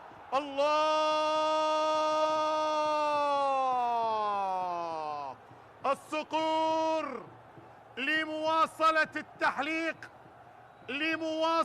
التحليق والتمسك في الصدارة. اي نعم، التمسك في الصدارة، صقور العاصمة في كل مكان وزمان، صقور العاصمة في كل مكان وزمان. اي نعم، لمواصلة التحليق والتمسك في الصدارة. اي والله، القوة الجوية وبضربة رأسية عن طريق محمد جواد يسجل أول أهداف المباراة، يرتقي عاليا ليسجل أول أهداف المباراة. حلوة الكرة الماضية الرأسية الماضية، يرتقي ويسجل ويتقدم القوة الجوية بأول أهداف المباراة. الكرة تنفذ والكرة تلعب، بعد ذلك رأسيته، الله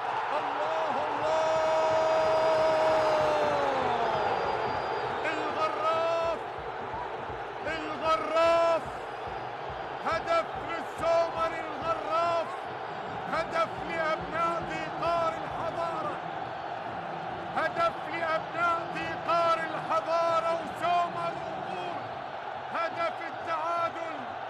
الله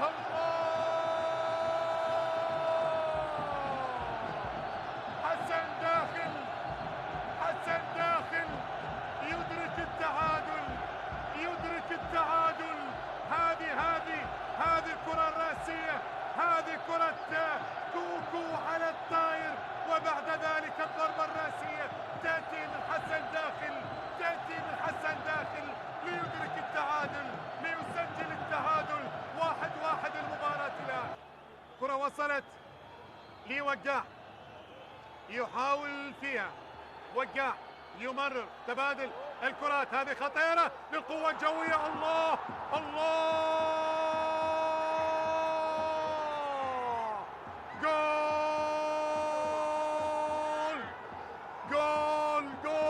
جول ثاني، هدف ثاني للصقور. وفي أي وقت القوة الجوية لا يستسلم، القوة الجوية ونقاط المباراة لا غيرها. وقاع في الدقيقة 90 يسجل الهدف الثاني. هاتوا خذ كرة في المرمى من قبل البديل.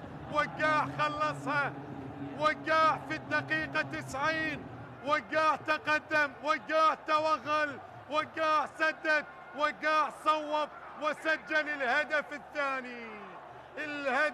الثاني للقوة الجوية. الآن الهدف الثاني للقوة الجوية في الدقيقة 90. مامادو، كرة مقطوعة، حبيب مامادو يحاول، كرة خطيرة، هي جول جول جول جول جول جول جول جول جول جول جول جول صهيب رعد اللي صنع هدف أول في المباراة السابقة، يسجل أول أهداف. القادم من النفط بعد جملة تكتيكية جميلة، صهيب يسدد كرة ويلعبها على يمين الحارس حسين علي ويسجل أول الأهداف بالدقيقة 59 من عمر المباراة. الدقيقة 59 صهيب رعد يسجل أول الأهداف للكرخ. صهيب رعد يسجل أول أهدافه وأول الأهداف للكرخ بالدقيقة 59 من عمر المباراة. شوفوا الكرة اللعبت، ارتدت، مامادو توغل، مامادو قطع الكرة من مامادو، برافو برافو. شوف قطع الكرة من بين اللاعبين، مر وبيمينه على يمين الحارس حسين علي. يعلن تقدم الكناري بالهدف الأول بالدقيقة 59 من عمر المباراة عن طريق اللاعب صهيب رعد اللي يسجل.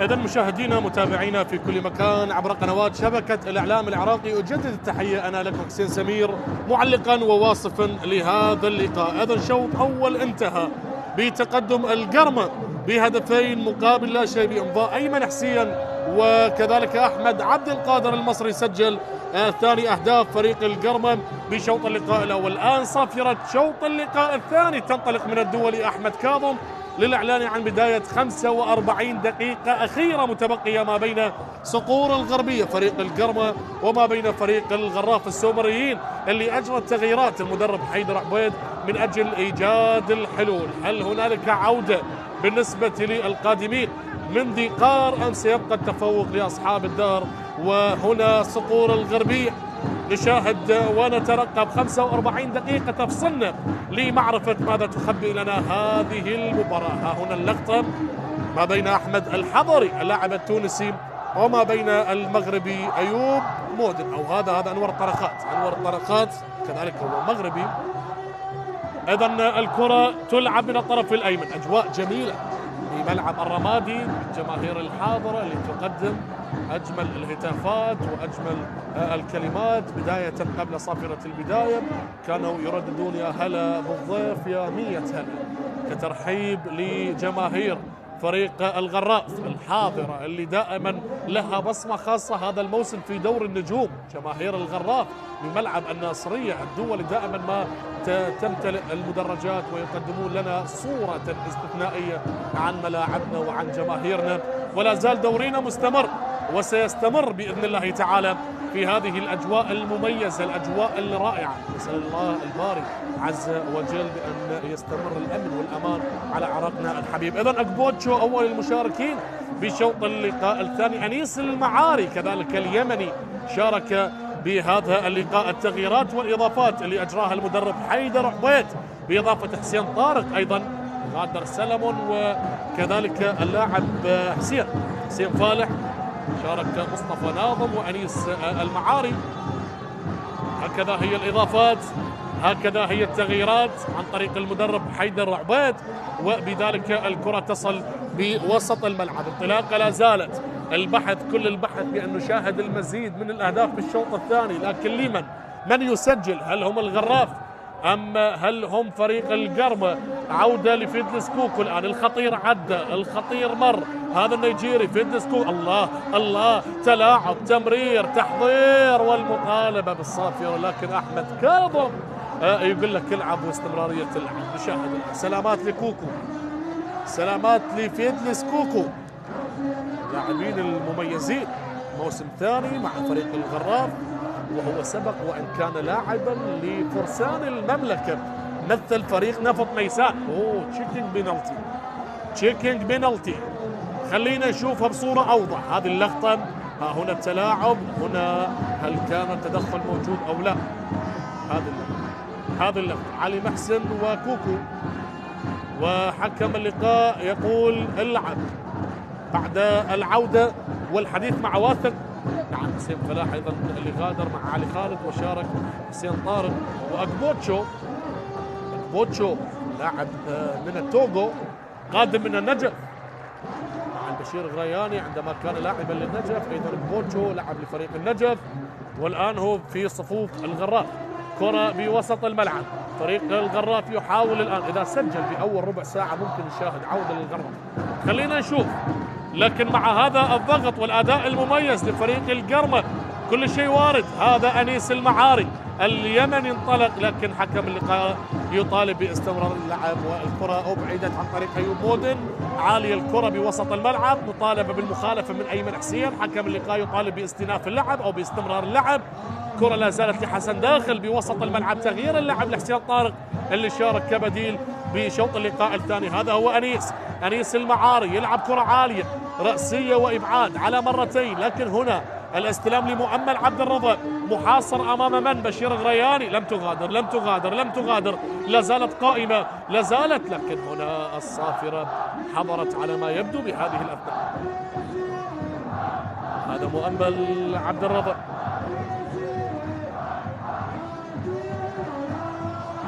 ننتظر الآن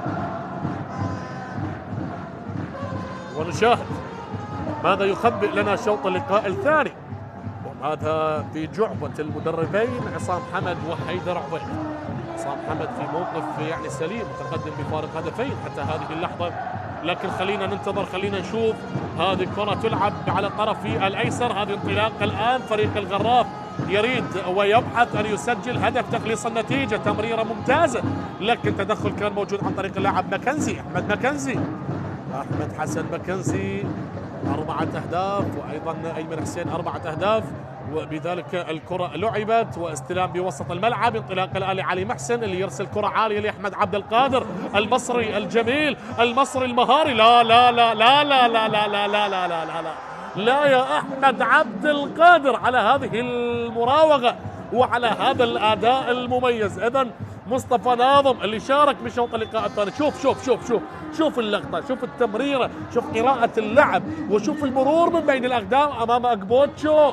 مرور ممتاز، ولا أروع. أحمد عبد القادر اليوم يقدم مباراة العمر بالنسبة لي مع فريق القرمة.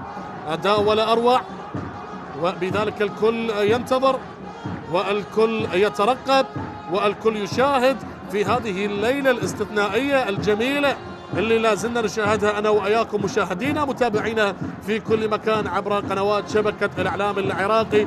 وهنا نشاهد كرة من الطرف الأيمن، متابعة حسين طارق، رأسية وليث ساجد ممتاز بالانقضاء على الكرة بهذه اللحظات. نشاهد الآن، ننتظر الآن، ممكن يخبئ لنا الشوط الثاني أداء مختلف بهذه اللحظات. أيضا بنفس التوقيت مباراة الشرطة والموصل لا زالت من دون أهداف. هنا المرور لم يكتمل من ماكنزي، استعادة من أكبوتشو، بذلك الكرة تتحول إلى رمية جانبية. مباراة في غاية الروعة حتى هذه اللحظة رغم أفضلية القرمة، لكن ثقة لاعبي الغراف من أجل العودة والثقة لا زالت موجودة. لكن الأمور صعبة صراحة، نتكلم بالأرقام بالإحصائيات على الورق الأمور صعبة، لكن هذه كرة قدم، لا يوجد شيء يسمى بالمستحيل. كرة تلعب من الطرف الأيمن الآن لفريق القرمة، عودة لحارس المرمى ليث ساجد صاحب 20 سنة، أصغر حراس الموجودين في دوري النجوم هذا الموسم، وثقة كبيرة تعطى من عصام حمد والكادر الفني لفريق القرمة. كرة تلعب من الطرف الأيسر، متابعة الآن، شوف الدورات، شوف التمريرات، شوف الدقة، والكرة أبعدت إلى رمية جانبية لفريق القرمة بهذه اللحظات. الألوان البرتقالية، هذا جميل اليحمدي قادم، اللاعب العماني جميل اليحمدي اللي قادم من نادي الشباب العماني. جميل اليحمدي اللي يمتلك برصيده 3 أهداف، سجل بشباك النجف ونفط ميسان وفريق الطلبة. يغادر الآن مؤمل عبد الرضا ويشارك الدولي العماني جميل اليحمدي. تغييرات اللي يقدمها المدرب عصام حمد. نعم، مؤمل عبد الرضا يغادر وسط صفقات تصفيق الجماهير، ويشارك الدولي العماني جميل اليحمدي. كرة لا زالت من الطرف الأيسر، هذا أموري فيصل، تلعب الكرة بهذه الأثناء، انطلاقة لا زالت، تمريرة أولى وثانية، ماكنزي انطلق لكن استرجاع للكرة لا زال حاضر، وأموري انطلق. أوه، مخالفة للقرمة من مكان جدا خطير، وبطاقة صفراء للبديل اللي شارك بالشوط الثاني أكبوتشو. بطاقة صفراء ثانية بهذا اللقاء بعد أن تحصل مؤمل عبد الرضا اللي غادر وترك مكانه لجميل اليحمدي على البطاقة الصفراء. هذا أمور فيصل الآن يتحصل على مخالفة، وأكبوتشو يتحصل على البطاقة الصفراء ويحصل على البطاقة الصفراء. إذا ننتظر، اسمع جماهير القرمة. إذا مخالفة قريبة جدا على منطقة العمليات. نشاهد وننتظر التركيز العالي، من سينفذ هذه الكرة؟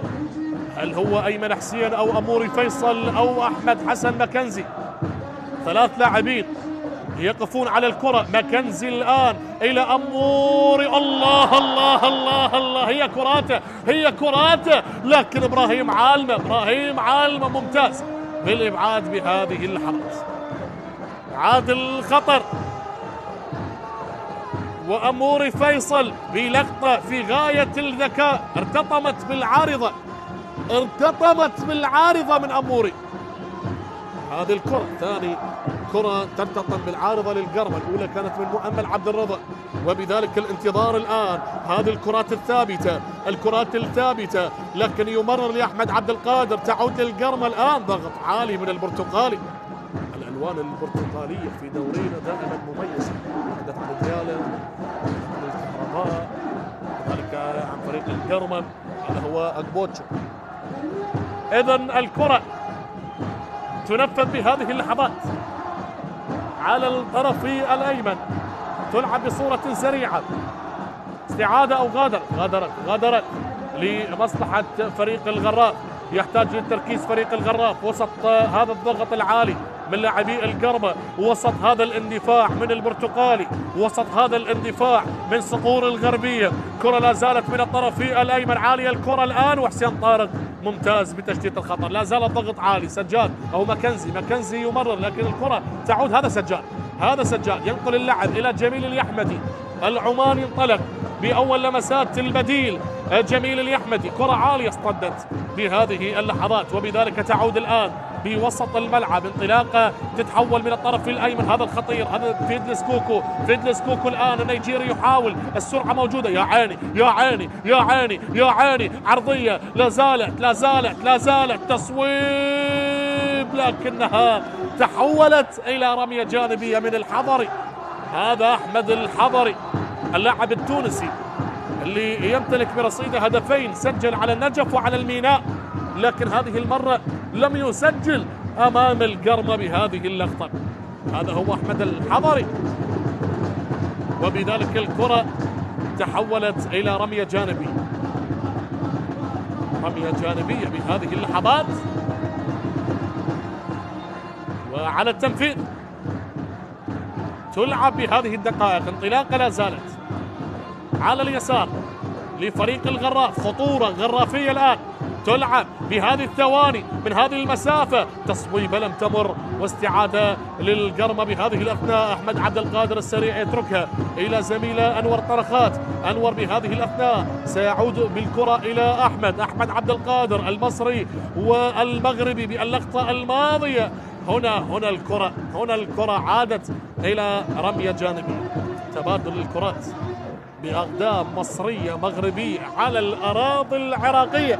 دورينا اللي يجمع كل هذه الجنسيات الجميلة والمميزة، أخوة العربية أيضا حاضرة، بغض النظر تكلمنا دائما عن المحترفين الأجانب الموجودين في دورينا، تكلمنا أيضا عن المحترفين الأفارقة، المحترفين العرب، وهنا الجنسيات أصبحت تتكاثر موسم بعد موسم. هذا دليل أن دورينا مستمر بالتطور، مستمر بأداء الجميل. هذا هو ماكنزي بكرة عالية، أيمن حسين، لكن الكرة أبعدت وعادت الآن. انطلاقة لبشير غرياني، بشير يحاول أن يمرر، مرر لأحمد ناظم من الطرف الأيسر، لا زال ها هنا الكرة تحولت للغراف أفضل بالشوط الثاني، قريبين من الدخول الدقيقة 60. هذه كرة الله لو مر، لكن استعادة ولا أروع في غاية الذكاء، تصل لأمور فيصل الآن، مهارة الفردية، أيمن يمرر بهذه اللحظات، كرة من علي محسن، تهدئة الأمور، تهدئة الأوضاع، هذا ما يريد فريق القرمة. جميل اليحمدي يمرر لعلي محسن بوسط الملعب، كرة لا زالت للبرتقالي لفريق القرمة، تبادل للتمريرات، تبادل للكرات. هذا أنور طرخات يبحث عن المساندة بهذه الدقائق. إذن الشرطة يسجل على الموصل قبل لحظات بنفس التوقيت هذه المباراة، الشرطة والموصل. الشرطة لا زال يحاول اللحاق بالمتصدر القوة الجوية مع مباراة مؤجلة، وبذلك تلعب الآن الكرة من الطرف الأيسر بهذه الأثناء، تلعب بهذه اللحظات من الطرف الأيسر. فريق الغراف يريد هدف لتقليص النتيجة بهذه اللحظات، وسط وأمام ضغط قرماوي لا زال حاضر بهذه اللحظات. نشاهد كل ما يريد فريق الغراف هو أن يسجل هدف من أجل أن يرسل فرحة من الرمادي إلى ذي قار. هذا هو فيدلس كوكو، لكن يواجه الطرخات، أنور طرخات بكرة لعبت سريعة من الطرف الأيسر، رأسية الآن، متابعة الآن، أيمن حسين الآن ينطلق ويحاول أن يجد السبيل، لكن الكرة إلى رمية احتجاج من أيمن. حكم اللقاء يؤكد بأن الرمية الجانبية هي لفريق الغراف وليس للقرمة، وبذلك دخلنا بالدقيقة 60، نصف ساعة متبقية أمام تشاهدوا معنا عبر قنوات شبكة الإعلام العراقي. بطاقة صفراء أخرى بهذا اللقاء، لكن على من؟ هذه البطاقة هل هي لأنيس المعار اللي شارك كبديل؟ غير محبوبين اللاعبين البدلاء. أكبوتشو تحصل على بطاقة صفراء، وأنيس المعاري الآن أيضا بطاقة صفراء. على التنفيذ، نعم أنيس المعاري اللي سبق أيضا واللعب لنفط الوسط. أنيس موسم آخر مع فريق الغراف، كان معهم في الدوري الممتاز الموسم السابق. بذلك الآن نتحدث عن مباراة الذهاب، المباراة الأولى اللي جمعت الفريقين في المرحلة الأولى من دورينا دوري النجوم، اللي انتصر من خلالها فريق القرمة بهدف نظيف سجلها في ذلك التوقيت يوسف آمورو اللي انتقل إلى الحزم السعودي. أيضا في تلك المباراة، مباراة الذهاب، حسن داخل قائد فريق الغراف تعرض للبطاقة الحمراء. إذن القرمة بعد الهدفين اللي سجلها اليوم فريق القرمة يصل للهدف رقم 30. القرمة سجل 30 هدف واستقبل 15 هدف. الغراف سجل 23 هدف واستقبل 21 هدف. تكلمنا عن الجولة السابقة، القرمة اللي خسر أمام أربيل 3-2، والغراف اللي خسر من الجوية 2-1. لكن نتحدث عن الجولة القادمة، جولة 23. القرمة يواجه زاخو في ملعب زاخو، والغراف يواجه الزوراء في ملعب الناصرية. مواجهة صعبة للفريقين، القرمة أمام زاخو والغراف أمام الزوراء. الزوراء اللي سيلعب غدا مباراة أمام نفط ميسان. لذلك الكرة لا زالت من الطرف الأيمن، هذه خطيرة للقرمة، محاولة للبحث عن هدف ثالث، هل بإمكانهم أن يسجلون هدف ثالث؟ هذا أيمن حسين لكن لم تصل الكرة. استعادة من أكبوتشو، تمريرة لحسن داخل، انطلاق الآن بشير غرياني، السرعة الحاضرة، الاندفاع نحو الأمام لإيجاد الحلول والمساحات. عالية الكرة الآن، وهنا الدربكة الدفاعية من أنور طرخات لكنها إلى خارج الملعب. بشير غرياني يقدم أداء ومجهود فردي كبير بهذا اللقاء. دقائق تمر وكلما مر الوقت تزداد الصعوبة على فريق الغراف المتأخر بفارق هدفين حتى هذه اللحظة. لأكون صريح بصورة أكبر، فريق القرمة قاب قوسين أو أدنى، قريب جدا من إضافة هدف ثالث مع هذا الأداء. لكن لنشاهد هل بإمكان السومريين أن يسجلون هدف للتقليص بعد الخسارة أمام القوة الجوية، وأيضا الخسارة أمام زاخو والشرطة. يبحثون عن التعويض بهذه الليلة، لكن لا زال فيدلس كوكو الآن مستخلص الكرة عن طريق أنور.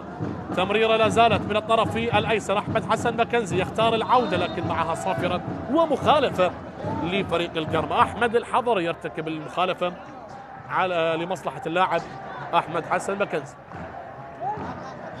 حيدر عبيد مدرب فريق الغراف اللي استلم الفريق خلفا للمدرب مؤيد طعمة.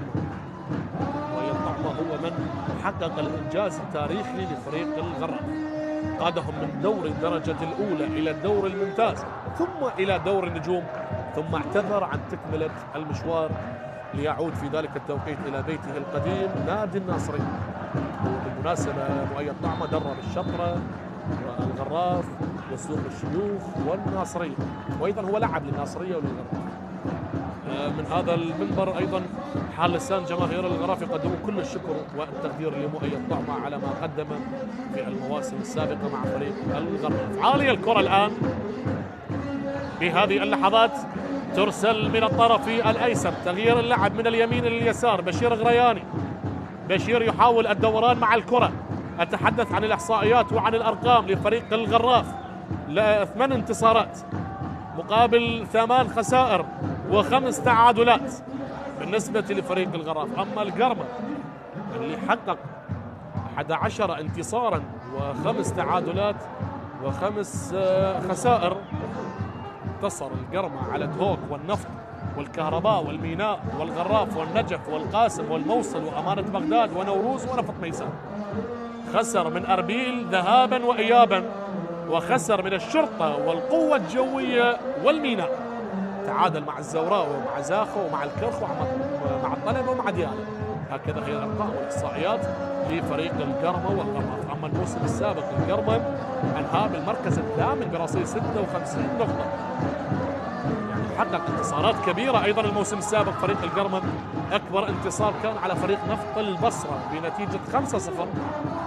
البصرة اللي هبط هذا الموسم وعاد للدوري الممتاز، لكن أكبر خسارة تعرض لها فريق القرمة الموسم السابق كانت أمام الشرطة 4-0. وصل إلى الدور 16 بطولة كأس العراق وغادر أمام زاخو بنتيجة 2-0، وبذلك يحاول ولا زال يقدم موسما استثنائيا هذا الموسم فريق القرمة.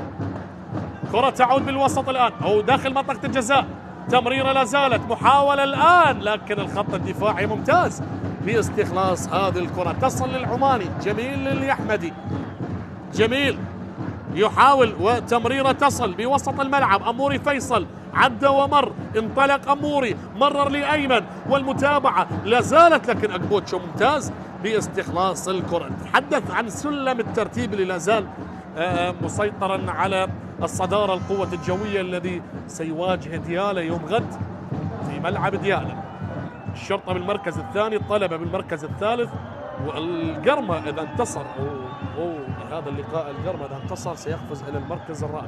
سلامات سلامات سلامات سلامات سلامات يا أيمن حسين. هذه اللقطة أيمن حسين ولعنة الإصابات اللي لا زالت تلاحق أيمن حسين بالفترة الأخيرة.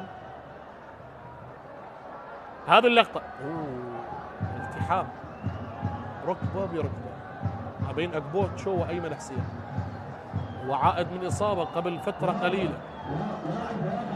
بإمكان المتابعة؟ أي نعم بإمكان المتابعة، على ما يبدو بإمكان المتابعة. أي نعم، أتمنى السلامة للكل، لا نتمنى مشاهدة الإصابات في كل المباراة، لكن لا يوجد هنالك مخرج من الإصابات، هي جزء لا يتجزأ من كرة القدم. أيمن حسين سيتلقى الإسعافات السريعة العملية السريعة، لكن هل هنالك تغيير قادم؟ خلينا نشوف. ممكن يكون اللاعب عمر عبد مجباس. إذا كرة من الطرف الأيسر، الدقائق تمر، اللحظات تمر، ولا زالت الأمور صعبة على الغراف. كرة تتحول إلى رمية جانبية بهذه اللحظات. ننتظر، نترقب، نشاهد أنا وإياكم مشاهدينا في كل مكان في هذه الليلة الرمضانية الجميلة من ليالي دورينا.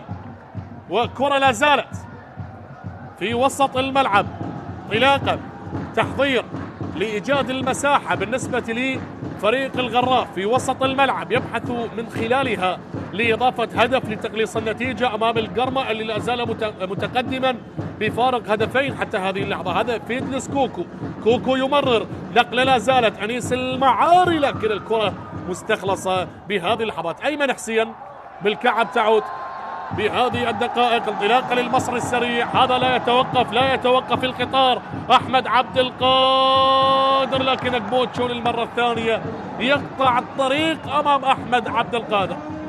تمريرة من أروع ما يكون ومتابعة كانت من أحمد عبد القادر، لكن واجه اللاعب التوغولي أكبوتشو بهذه اللحظات. نشاهد، ننتظر أموري فيصل والكرات الثابتة. 20 دقيقة متبقية على نهاية هذا اللقاء، والكرة لا زالت رأسية حاضرة. حسن داخل الآن يستلم هذه الكرة ويرسلها عالية لفيدلس كوكو، لكن الكرة غيرت مسارها. عادت الآن في وسط الملعب، صراع بدني ما بين اللاعبين، استعادة لعلي محسن، سوء التفاهم مع زميله سجاد جاسم، وكرة لحسن داخل. شوف الهدوء، شوف التمرير من حسن داخل. الله الله، هذا فيدلس كوكو الآن محاصر أمام علي محسن، لكن استعاد كرته.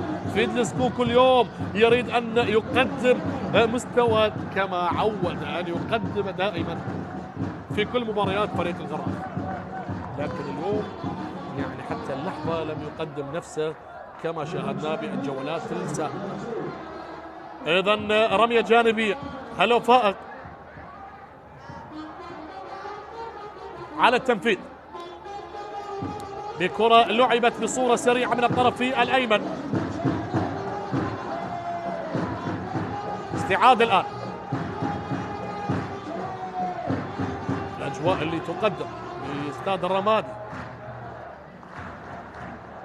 والطرب اللي قدمت جماهير القرمة، هذه اللوحة الجميلة، وتصل للمصري الخطير الآن أحمد عبد القادر. يريد هدف ثالث، يريد هدف ثالث، لكن أمام من؟ حسين طارق. حسين طارق والمخالفة لفريق الغرف. قلت فاعليته أحمد عبد القادر بالشوط الثاني لأنه قدم مجهود عالي في الشوط الأول. عصام حمد، حيدر عبيد، سنشاهد تغييرات في هذه اللحظات القادمة على ما يبدو، مجرد توقع، لكن التغييرات يجب أن تأتي بهذه اللحظة. أيضا كرة تتحول إلى خارج الملعب، أو لا للحارس ليث ساجد. هذا ليث ساجد، تركيز العالي. ليث ساجد بكرة لعبت وتجاوزت خط المنتصف. استعادة لأموري فيصل الآن، يبحث عن جميل اليحمدي. جميل اليحمدي يحاول من خلال هذه الكرة بأن يمرر، لكن تأخر جميل. عادت هي تريده، هي الكرة تريده لأحمد عبد القادر. الله الله، لكن الحارس بهذه اللحظات إبراهيم بكرة تحولت من الطرف الأيمن. السرعة الحاضرة بهذه اللحظات، والرمية الجانبية لفيدلس كوكو. فيدلس كوكو نيجيري، الكرة لحسن داخل بخارج القدم داخل المنطقة. أنيس المعاري، لكن تشتيت الخطر موجود بالنسبة للخطوط الدفاعية. لا زالت لم تغادر، تتحول إلى رمية جانبية بعدما تدخل أحمد حسن مكنزي. صاب توتر رغم التقدم فريق القرمة، يريد أن يحافظ ويبحث عن هدف ثالث. هذه الكرة الآن تلعب داخل المنطقة. الرأسية وين؟ لكن تأخر من خلالها لاعبي فريق الغراف. تعود الآن إلى الخط الدفاعي. هذا سلمون أو مصطفى ناظم بكرة لعبت إلى بشير غرياني. الدخول الآن والتسديدة، لكن كانوا قريبين. أنيس المعاري كان قريب لإضافة هدف تقليص النتيجة.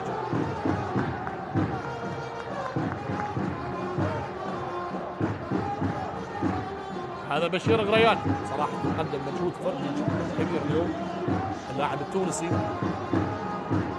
والكرة انتهى بها المطاف إلى خارج الملعب، وبذلك الأوقات تمر ولم يتبقى إلا القليل على نهاية الوقت الأصلي لهذا اللقاء. الدقائق تمر، اللحظات تمر، ولا زال القرمة متقدما بفارق هدفين حتى هذه اللحظة. تعود إلى إكبوتشو الآن يبحث عن كرة عالية تتحول من الطرف الأيمن. تغييرات قادمة من المدرب عصام حمد لفريق القرمة. هذا ليث ساجد،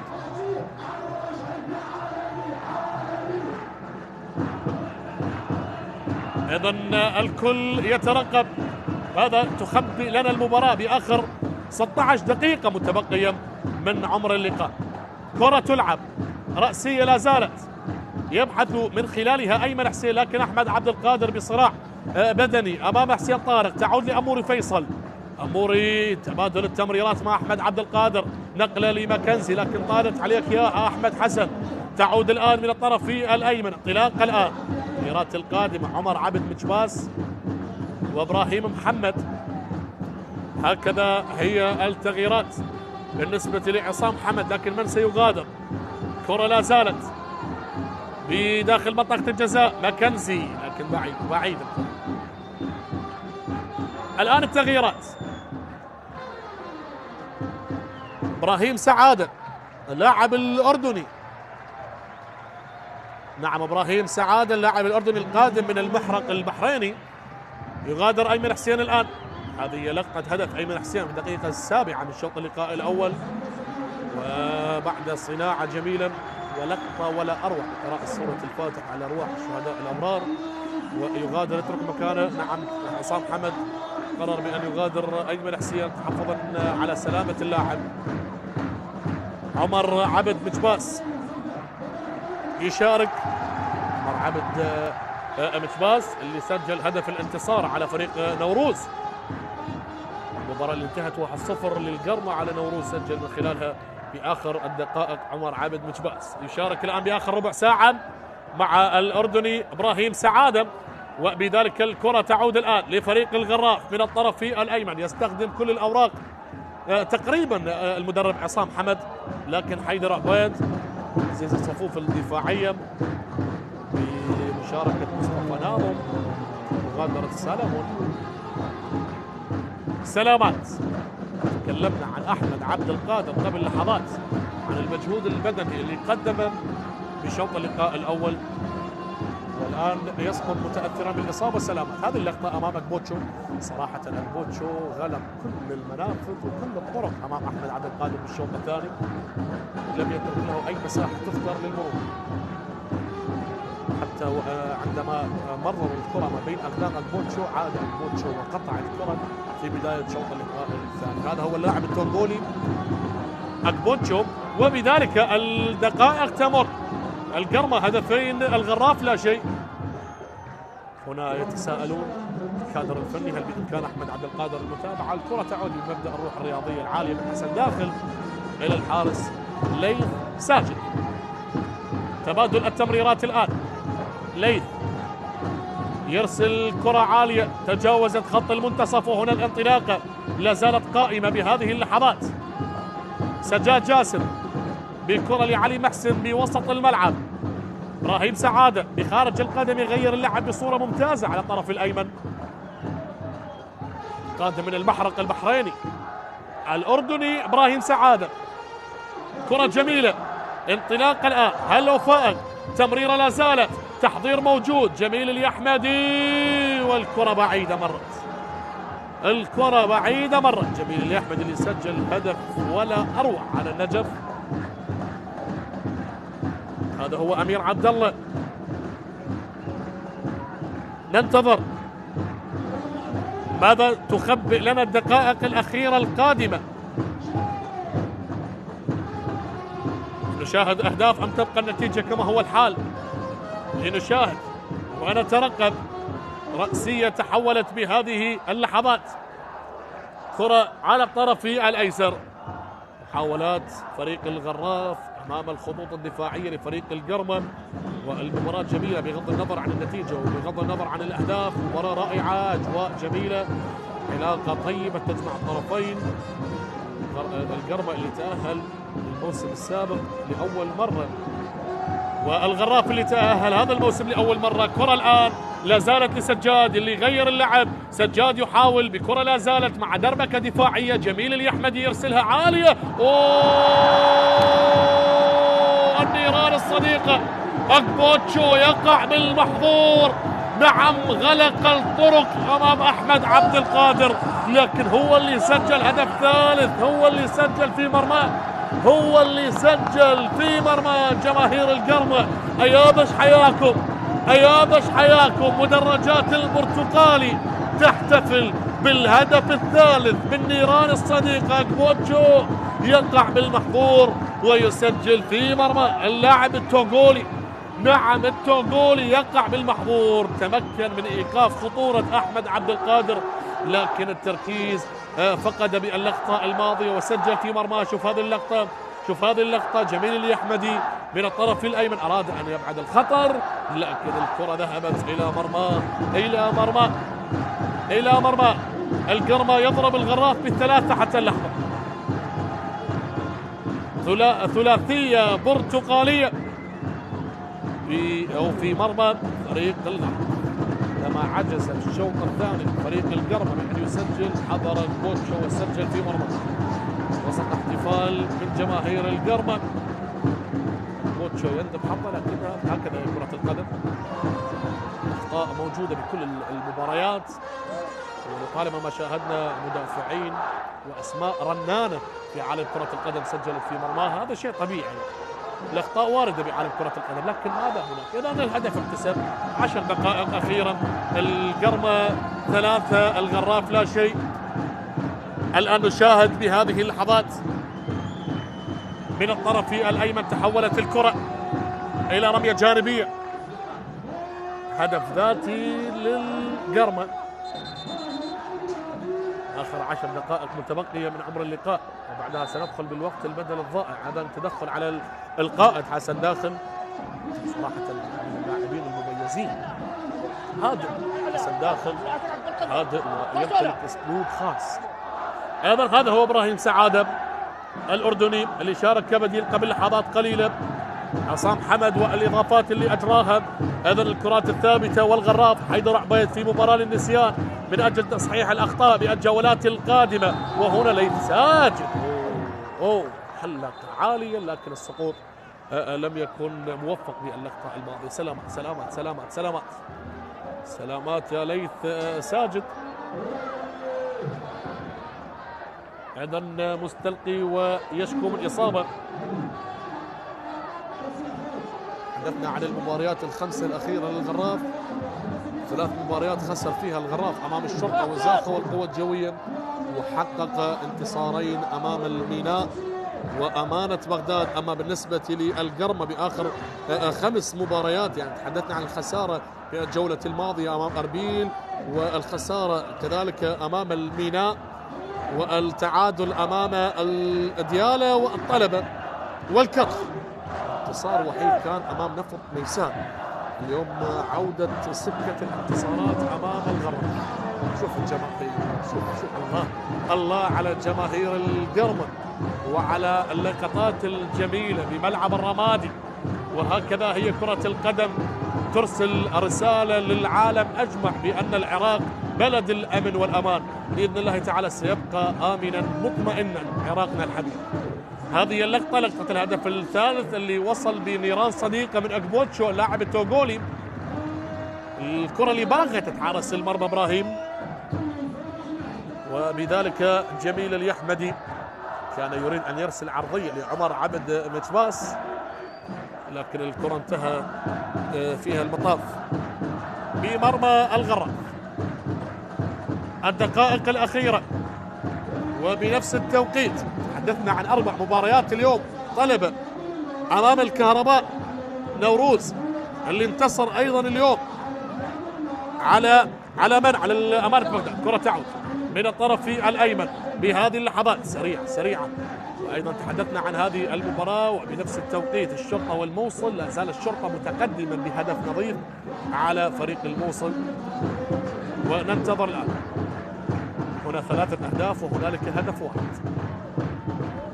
هنا سجل أيمن حسين وأحمد عبد القادر وهدف ذاتي، وهنالك للشرطة سجل معتز زدام. كرة من الطرف الأيمن، الاستلام بصورة ممتازة على مستوى الصدر لفيدلس كوكو. تعود الآن لحسين طارق. حسين طارق يرسل عرضية عالية على الطرف الأيسر، هذا بشير غرياني والمتابعة، لكن ليث ساجد هو الأقرب. 7 دقائق متبقية على نهاية الوقت الأصلي، والقرمة تقريبا يعني حسم النقاط الثلاث من هذا اللقاء. كرة لليث ساجد يرسلها سريعة على الطرف الأيسر لفريق الغراف. استعادة ممتازة من عمر عبد مجباس، تصل بالوسط، علي محسن يغيرها الآن. أحمد عبد القادر بكرة سريعة، انطلاقة الآن لأحمد حسن مكنزي قائد الفريق اللي ترك له إشارة القيادة أيمن حسين بعدما غادر، أيضا بغياب قائد الفريق الحارس محمد حميد صاحب 32 سنة اللي لعب للجوية الشرطة والطلبة وزاخة وبدأ مع نادي الرمادي. كرة تلعب، هذه جميلة، هذه خطيرة. القرمة اللي يبحث عن هدف رابع بهذه اللحظات، الرابع جاي إذا أراد عمر عبد مجباس، لكن الكرة تحولت على الطرف الأيمن إلا فيدلس كوكو. انطلاقة، هذا الخطير. كوكو الآن هدف للتقليص. فيدلس كوكو وليث ساجد يتصدى. شوف هنا العتاب ما بين أحمد الحضري وفيدلسكو. أراد بأن يمرر له أحمد الحضري لكن اختار بأن يسدد. أيضا تغيير آخر قادم، محمد علي هو التغيير القادم بالنسبة للقرمة بكرة لا زالت بهذه اللحظات عن طريق عمر أو سجاد جاسم، يتركها لجميل اليحمدي، يغير اللعب بكرة تحولت من الطرف الأيمن. هنا المتابعة، هنا جميل يمرر جميل، كرة لا زالت للقرمة يبحث من خلالها عن هدف رابع. عمر عبد مجباس والرأسية إلى خارج الملعب. محمد أبو حشيش هو التغيير القادم. محمد أبو حشيش اللاعب الأردني اللي سبق واللاعب الإزاخة والنفط.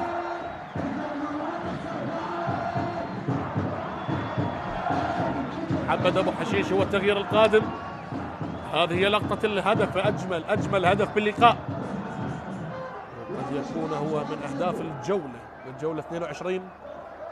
إذن يشارك الآن محمد أبو حشيش، يغادر أحمد عبد القادر، يعني نسبيا هو نجم اللقاء تقريبا. نعم هو نجم اللقاء أحمد عبد القادر بعد أن سجل هدف وصنع هدف. بذلك أنيس المعاري كرة غادرت يا أنيس وإلى رمية جانبية. آخر 4 دقائق متبقية على نهاية هذا اللقاء.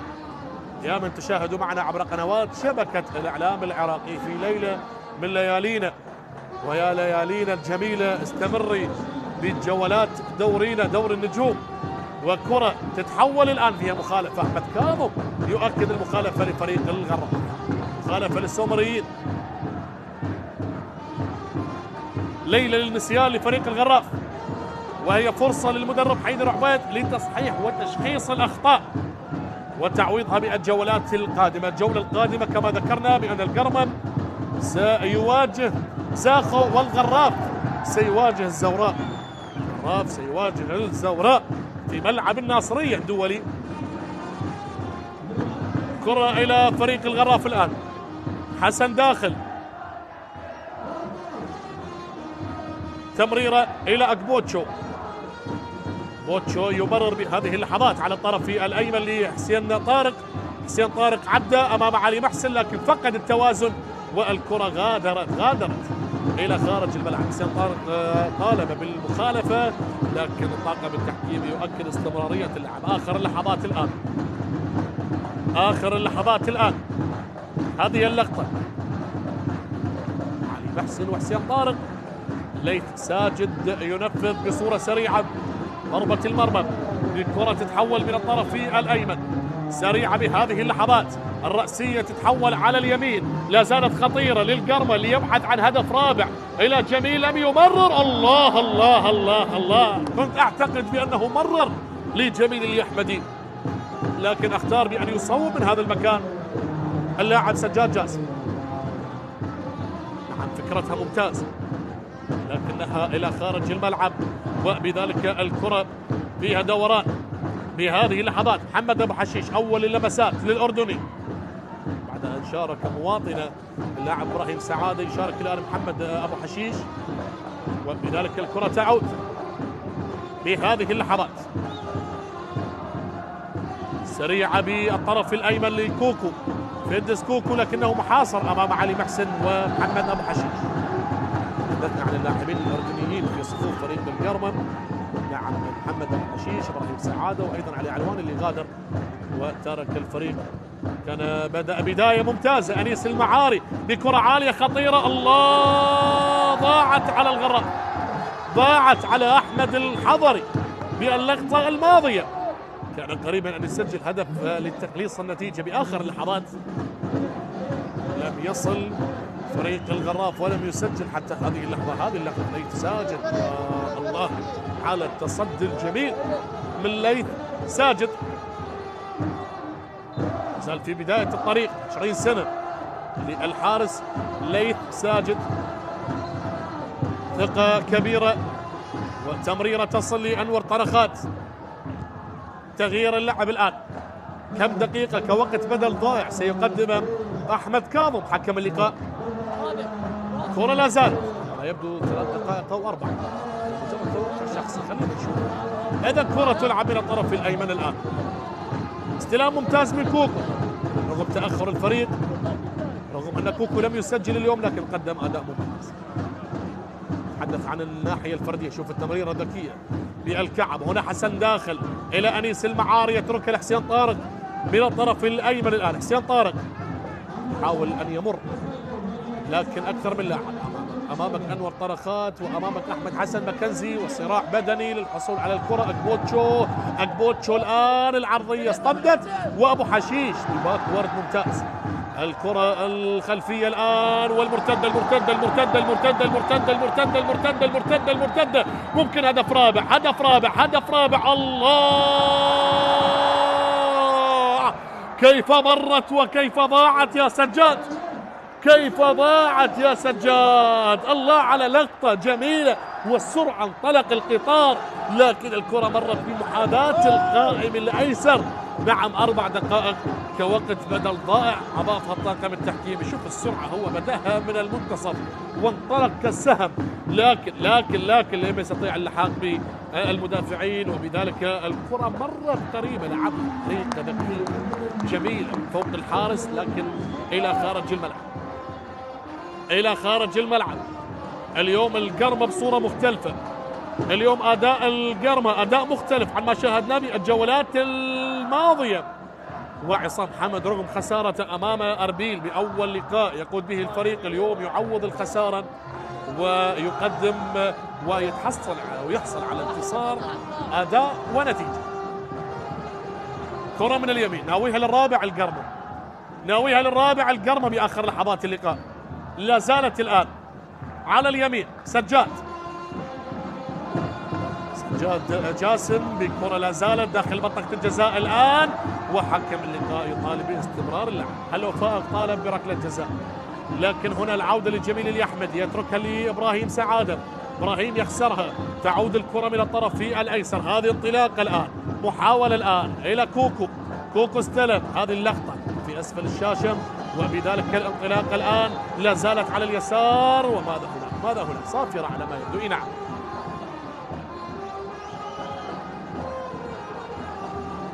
اسمع الجماهير. واخر هجمات اللقاء، حسن داخل يصوب من بعيد بكرة اصطدت وتحولت الى رمية جانبية. رمية جانبية بهذه اللحظات، اخر الدقائق واخر الثواني لهذا اللقاء وللقاء الشرطة والموصل اللي لا زال متقدما الشرطة حتى هذه الدقيقة. كرة الآن لعبت للغراف سريعة والتصويب من بعيد، لكن الكرة اصطدت بلاعبي فريق القرمة. تعود الآن الهجمات الأخيرة، المحاولات الأخيرة بكرة لا زالت من الطرف الأيمن. الكل يبحث الآن لكن تهدئة الأمور، تهدئة الأوضاع. شاهد الكرة على الطرف الأيمن، وصلت إلى المنتصف الآن. سريع الكرة بهذا التوقيت، آخر دقيقة، آخر دقيقة وآخر هجمات اللقاء. كوكو من اليمين، فيدلس كوكو عالية الكرة، بشير غرياني، لكن الكرة عادت إلى علي محسن يتركها لجميل اليحمد اللي يخسرها بهذه اللحظات. بشير غرياني يحاول بهذه الكرة، محاصر بشير غرياني، وكرة لا زالت والإبعاد عن طريق المدافع المغربي أيوب مودن. هذا أيوب مودن، آخر هجمة باللقاء، آخر كرة باللقاء. ضربة ركنية لفريق الغراف. ننتظر ونشاهد. هذا حسن داخل يلعب كرة عالية داخل منطقة الجزاء الرأسية، طالت على الخطوط الهجومية. عادت الآن تمريرة من أمير عبد الله، وسلامات سلامات سلامات سلامات تلعب الكرة من اليسار. كوكو، وآخر اللحظات، آخر الثواني، ستصل صافرة الدول يا أحمد كاظم. نعم وصلت صافرة الختام. مبارك للقرمة، هاردلك لفريق الغراف. ايضا مواجهة كانت شرسة وقدم نفس القرمة بصورة جميلة. مبارك هذا الانتصار وهاردلك لفريق الغراف. نتمنى لهم تصحيح المسار بالجولات القادمة. مبارك لعصام حمد وفريق القرمة. أرجو أن أكون وفقت بالتعليق على هذا اللقاء. تقبلوا تحياتي، كان معكم المعلق حسين سمير، وإلى اللقاء.